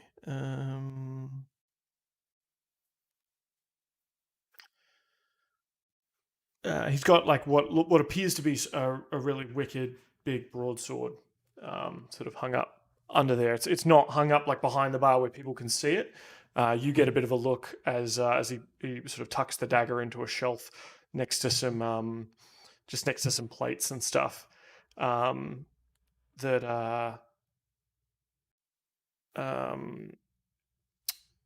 got sort of a sword mounted there that looks pretty sweet. Cool. All right. So do we turn to each other and ask him about the sword? Maybe I just turn to Woz and Choz and say just something loud enough for him to hear about the sword of sunlight. Try to gauge his reaction. You say something about the sword of sunlight in front of Turn, and he's like pulling beers and he, if he hears you, he doesn't seem to care. Yep. Cool. All right. Do we feel like heading down this yawning hole? All right, I'm gonna look around the bar and around the pub, and do I recognize anyone? Give me a perception check.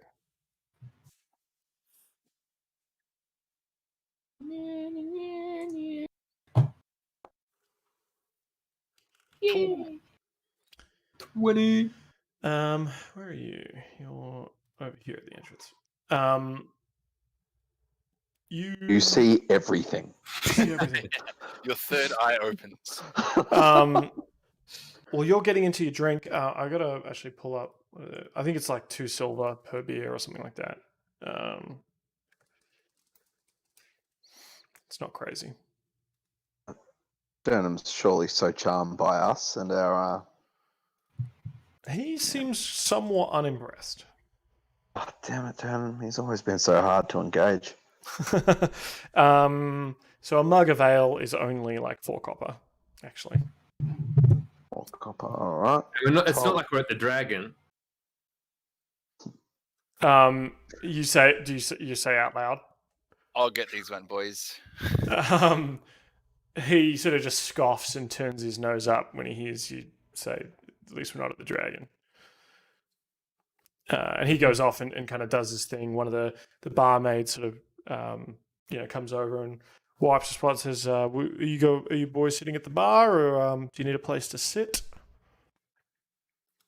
I reckon we'll be sitting down in the Yawning Portal. Yeah, is there anything we can get provisions-wise to assist? She says, oh, well, there's not here for sure, but you're in Waterdeep, City of Splendor, and I'm sure you... I don't think I can slip Southern. I'm sure you fine boys be able to find whatever you want in this city.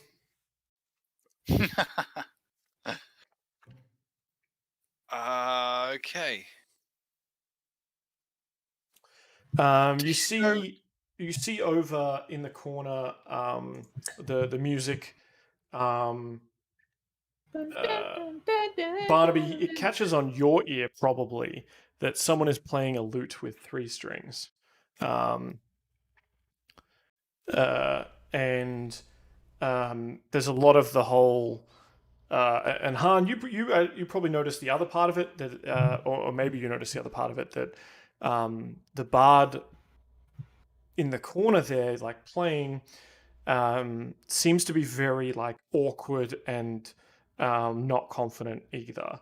So he does that, like, there's talking. He's like, the neck, and like someone throws a bottle, some hail or something, and he kind of flinches away. He's like, so the next, well, I get, okay, here's Wonderwall, and and sort of starts playing, and he plays quite well, despite the fact of he plays okay. It's probably not incredible. It's not quite just the C note over and over again. Oh, he doesn't understand complexity of music then, does he? Yeah. So Bonnie says, you boys are welcome to stay the night. If you're staying in town, we got rooms to let. And you look up, and there's actually like a bunch of there's sort of like tiered seating around the sides. So I'll see if I can see if I can pull up a photo for you, or at least so I can look at it.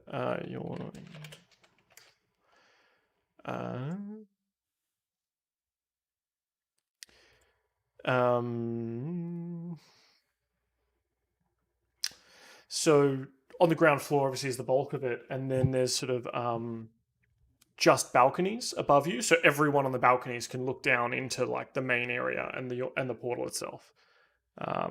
And there seems to be sort of like 2 tiers of balconies up going up. Okay. Right. So I didn't recognize anyone. No. When I looked around the room. No.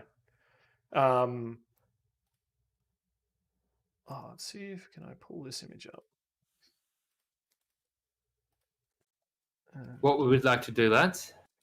Well, I think it would be a crime if we were to leave without these people hearing from the noble bard. But I'm really intrigued by this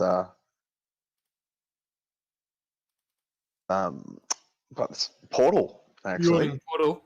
Yawning Portal.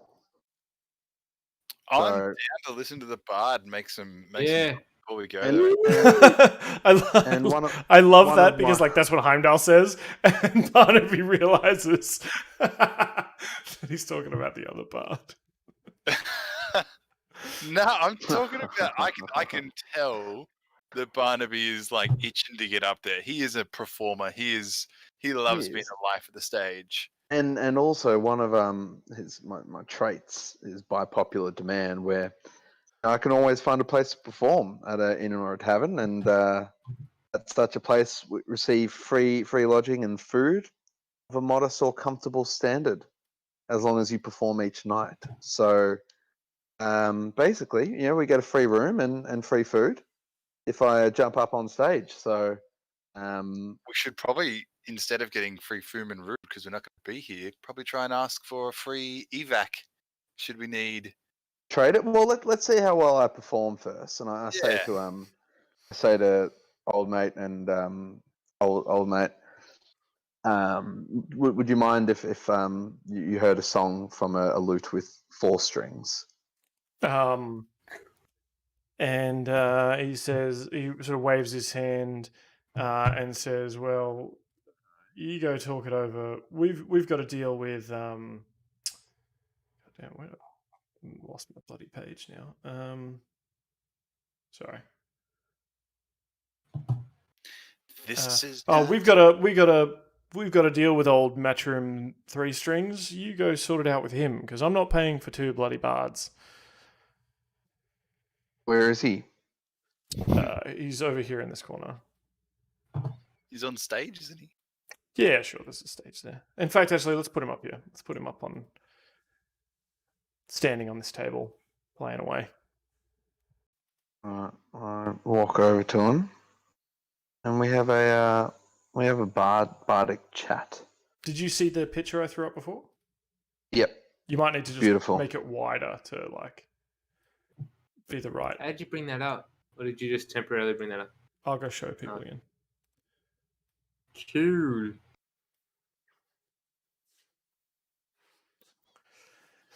Yeah. Cool. So it's packed to the brim, full of people. As you go up to talk to the bard, he sort of sees you walk up, and he sort of mid song he's like,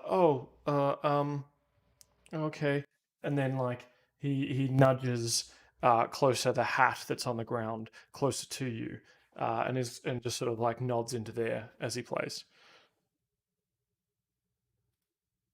I say that young novice, that's awfully naive of you to think a master of my status would be playing in a pub for scraps from nobles.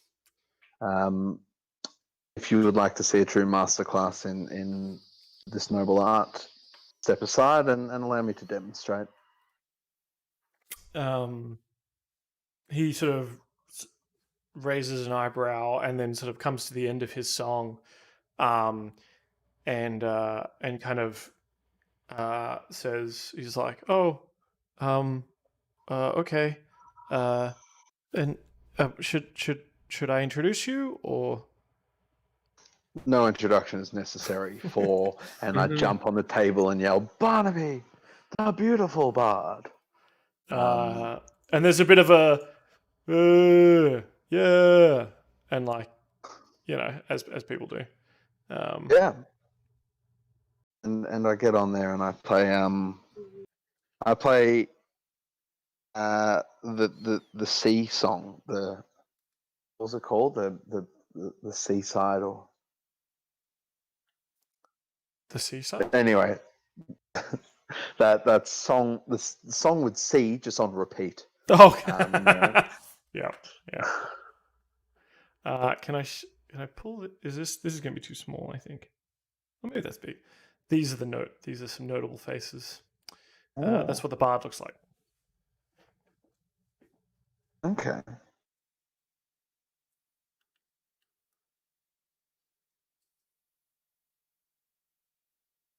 Cool. All right. So you certainly not more than he appears. I like that. That's Definitely funny. not Kavoth. Definitely not. Oh gosh. Yeah. Well, I play my incredibly complex song, and step down and have a chat with this younger bard and say, I'm sure, I apologize for taking the spotlight.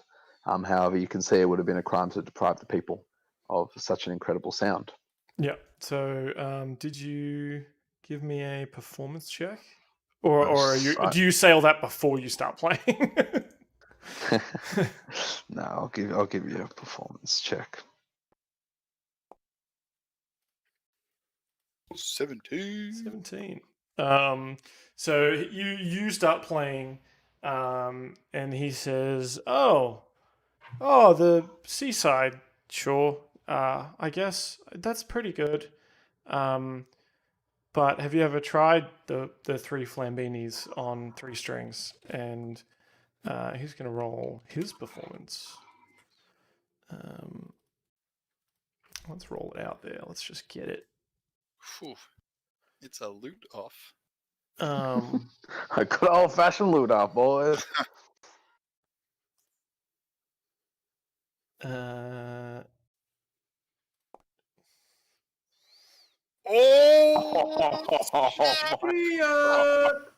That is so He fucking cruel. freaking belts it. Yeah. Now, wait a second. Certainly not more than he appears. I don't know about that. He says, "Oh, I guess. Oh, I like yours gets a bunch of cheers, and then he's like, oh, okay. This is just like a little something I've been working on.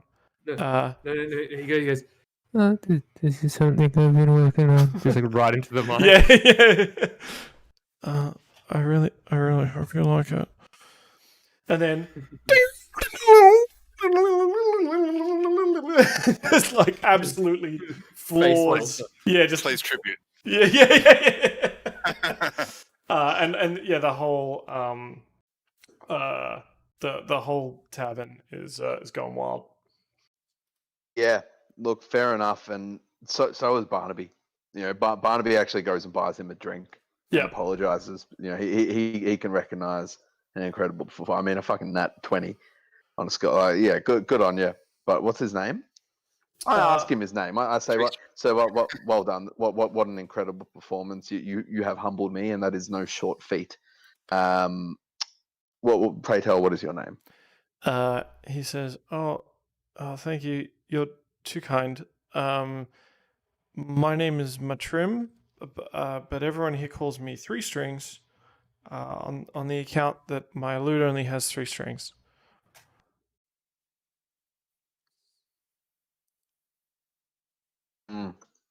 Trim. Good for you, mate. If there wasn't already a bard adventuring with this party, I would be inviting you. But it seems like you'll make quite the name for yourself here, and I encourage you to remember the name Barnaby, the beautiful bard. Seek me out if you're ever in Winterhaven. Mm-hmm. He says, "Okay. Winterhaven sounds nice." And then midway through that, like as you're talking, because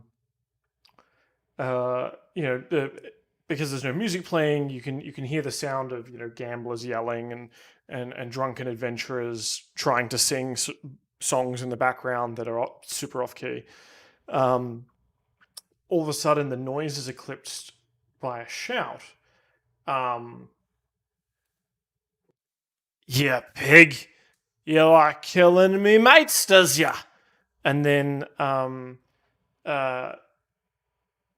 then a 7-foot tall half orc is hit by a wild swinging punch from a human man, and he's got sort of a shaved head, covered with eye-shaped tattoos, and his sort of four compatriots sort of stand up from the table, cracking knuckles and whatnot. The half orc lady cracks her own Knuckles. Oh, I can't. Damn it. My knuckles can't crack. All right. Roars and leaps up at this guy. But before you can see if blood is drawn, a crowd of spectators is sort of clustering around the brawl as these two start laying into each other. So brawl, bar brawl. Yeah, bar brawl. Son. Can I jump in, but with my magish, and help out the lovely lady orc? Mhm. Perhaps I create I just use a cantrip thunderclap. Ooh, danger. Yeah. So, but it's like deafeningly loud, right? Sure. Oh my gosh, what the fuck? Anne's just smashing his nat 20s today. Yeah.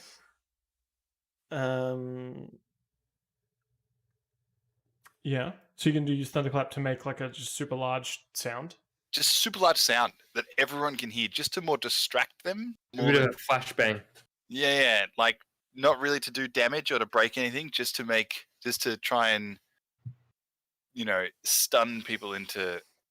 Do you time submission. it to her like meaty punches, or are you just doing it just to make like attention? I am definitely trying to help out Yagra. I mean the half orc. So yes, I'm timing it to her punches. Cool.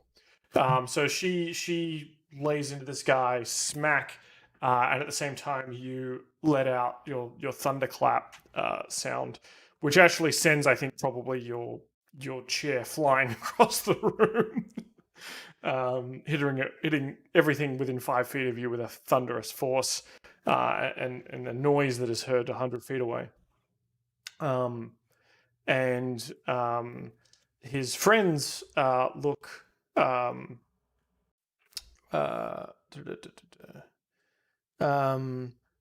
His friends sort of look over to you, or look in your general area and kind of like duck down as if some kind of explosion has gone off. When they look, by the time they look back, Yagra's kind of standing over, the human. He seems to be out cold and beaten unconscious.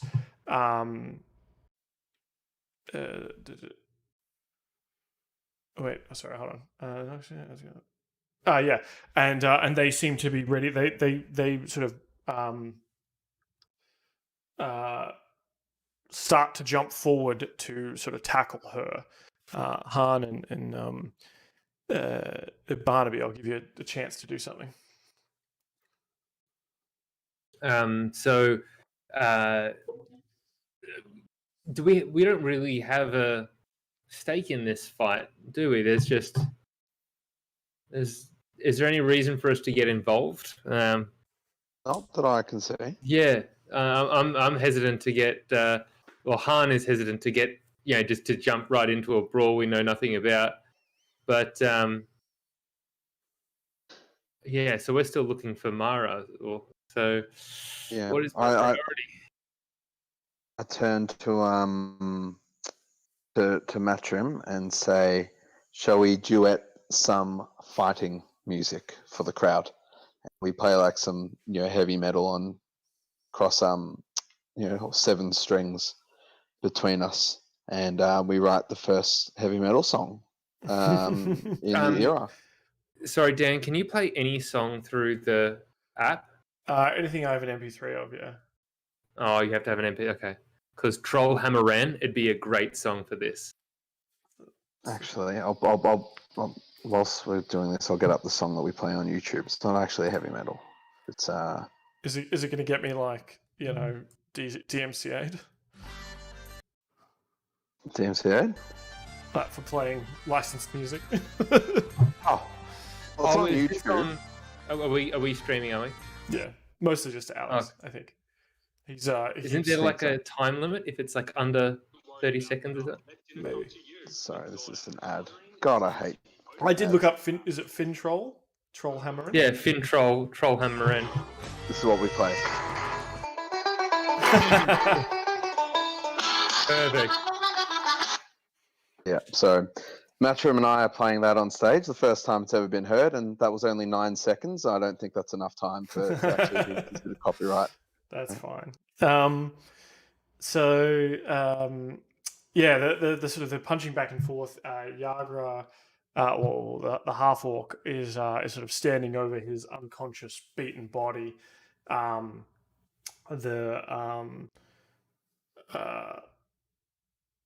The four others dive in and sort of start tackling her and beating on her while you guys are playing sort of this music. And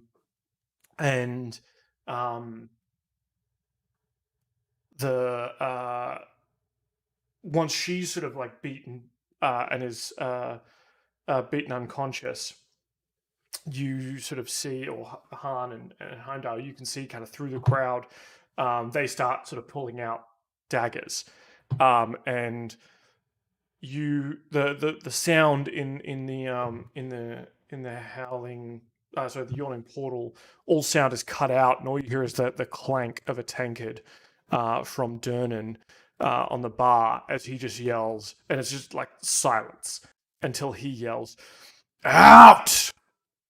And the four sort of humans sort of you can hear in the silence them sheath their daggers. They pick up their friend and start sort of dragging him out. And they start leaving, just leaving the half orc unconscious on the floor. Does anyone have anything to heal her or give her some aid? Yeah. Can we lay on hands or something? Let's grab that fork and do some food. Yeah, I've still got some healing potions and things left over from. Actually, I'm going to give her my potion of healing. As you crouch down to sort of administer some aid, shouts of alarm suddenly ring out as a hulking creature climbs out of the shaft in the middle of the tap room. A monster with warty green skin, a tangled nest of wiry black hair, a large carrot-shaped nose, and bloodshot eyes. As it bares its yellow teeth and howls, you can see half a dozen bat-like creatures are attached to its body, with 3 more circling above it like flies. Everyone in the tavern reacts in fear, except for the barkeep, Durnan, who shouts, "Troll!" And that's where we'll end it for this week. You. Right. Yeah. Oh. Nice. I like it. Yeah. Oh, thanks.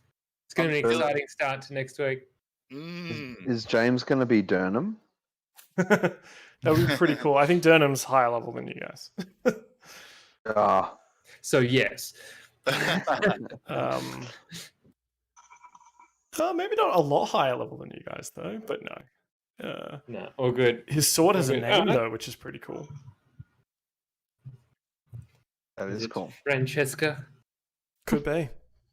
Maybe you'll have to ask him. Is it Sword of Sunlight? Don't know. Could be. Don't know. Alrighty. Well, thank you, lads. Yeah, good innings. Yeah. Thank you so much, guys. That was wonderful. Mm-hmm. Yes, we did. We're on Mara's trail. So. Did you record everything that we got? Yep. Yeah. Okay. Cool. What was in the mystery bag again? The dagger. That's right. Yeah. Cool. Blink dagger. All right. Well, thanks, guys. Yeah. Yeah. Cheers, guys. So same time. Enjoy. So what night? 2 weeks. Yeah. So if you want, of course, you could probably watch the other team if we stream their game as well. You could just like chill and watch their team or have it on the background or something. But for you guys playing, it'll be a fortnight. So yeah. Awesome. Sweet. Well, thanks, guys. Wait, can you just answer one question for me, Dan or Steve? Why are my stocks doing so well in the last 2 days? Is it the talk of a vaccine that's making everything go crazy, or? Well, yeah. So there is talk of a vaccine, but that talk has been happening for quite a while. It's just getting as soon as the actual results come out of the vaccine, though, it might affect it negatively. But there's a lot of talk about a vaccine at the moment. Secondly, is that depending on the stocks you're in, a lot of them have been reporting because it's reporting. And if you're in businesses that have done well over the last 12 months, which is unlikely, as in like people weren't expecting it, then like one of my stocks went up by like 25% yesterday. Yeah, like mine's all up about 10. There's some up 10, some up 15. It's good. I just thought maybe there was something specific happening that I wasn't aware of, but Today's just the just market was reporting. up, but it wasn't a huge update either. It could be reporting, could be, but then again, if it went up massively today, then you'll probably see a fall tomorrow. And because there has been quite a bit of rising in the last probably 3 days or so, probably got a down day coming up. Yeah, fair. Easy, lads. Well, thank you.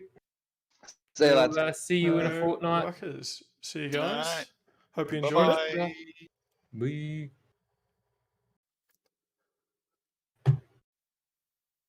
Oh, now it's just us. Thank you, those of you who are tuning in and joining us for the Fancy Lads, the other half of the Fancy Lads, which we did a stream of last week. This side, those of you who may know, they're moving towards a heist, and you guys might know some of the details about that kind of heist if you're well versed in this stuff. Obviously, with our own little spin on it, as these guys have been adventuring around in a well-seasoned adventurers. But we're taking sort of a bit of a heist adventure and looking at it here and shoehorning it into what we need. Next week we'll be back with the Gronk, Bird Person Keg, and Saudade, and their fight against the Orc Raiders of the Elsia Vale. If you have been hanging around, you're an amazing person. Thank you. I'll also be back on weekends as I usually am, doing some D&D stuff. Let's see if we can just have a look at who else is currently live. Maybe we can jump in on them. Do a little raidy boy.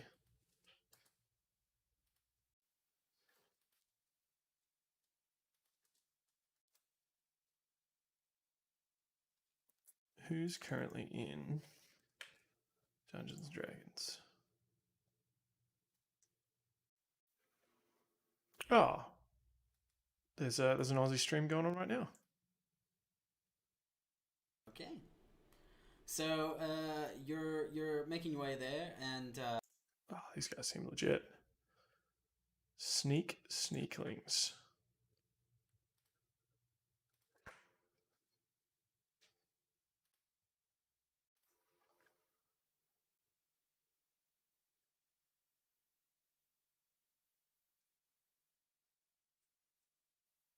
Here we go. Yes. We got a couple of us there. Boom. Let's go check them out.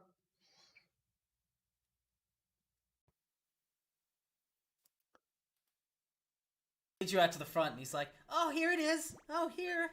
Oh, thank you, Sheriff Dan, for the raid. Thank you so much, mate. Welcome, Raiders. Welcome to the Sneakling stream. Good D&D session right now." Good boy, Ham. Who's a good boy? And good job. Ham runs You up. did. Oh my god, dude. Ham runs up to you and he's like, I love you, Calizan. He gives you a big hug around the legs and runs away. My tail wags, my ears perk up. Backhanded. Like you're giving me shit for saying who's a good boy, but that's how I was raised. Okay. Yeah, so yeah. Don't give me shit. That was. I proceed that was inside. genuine encouragement. That was who's a good boy. Who's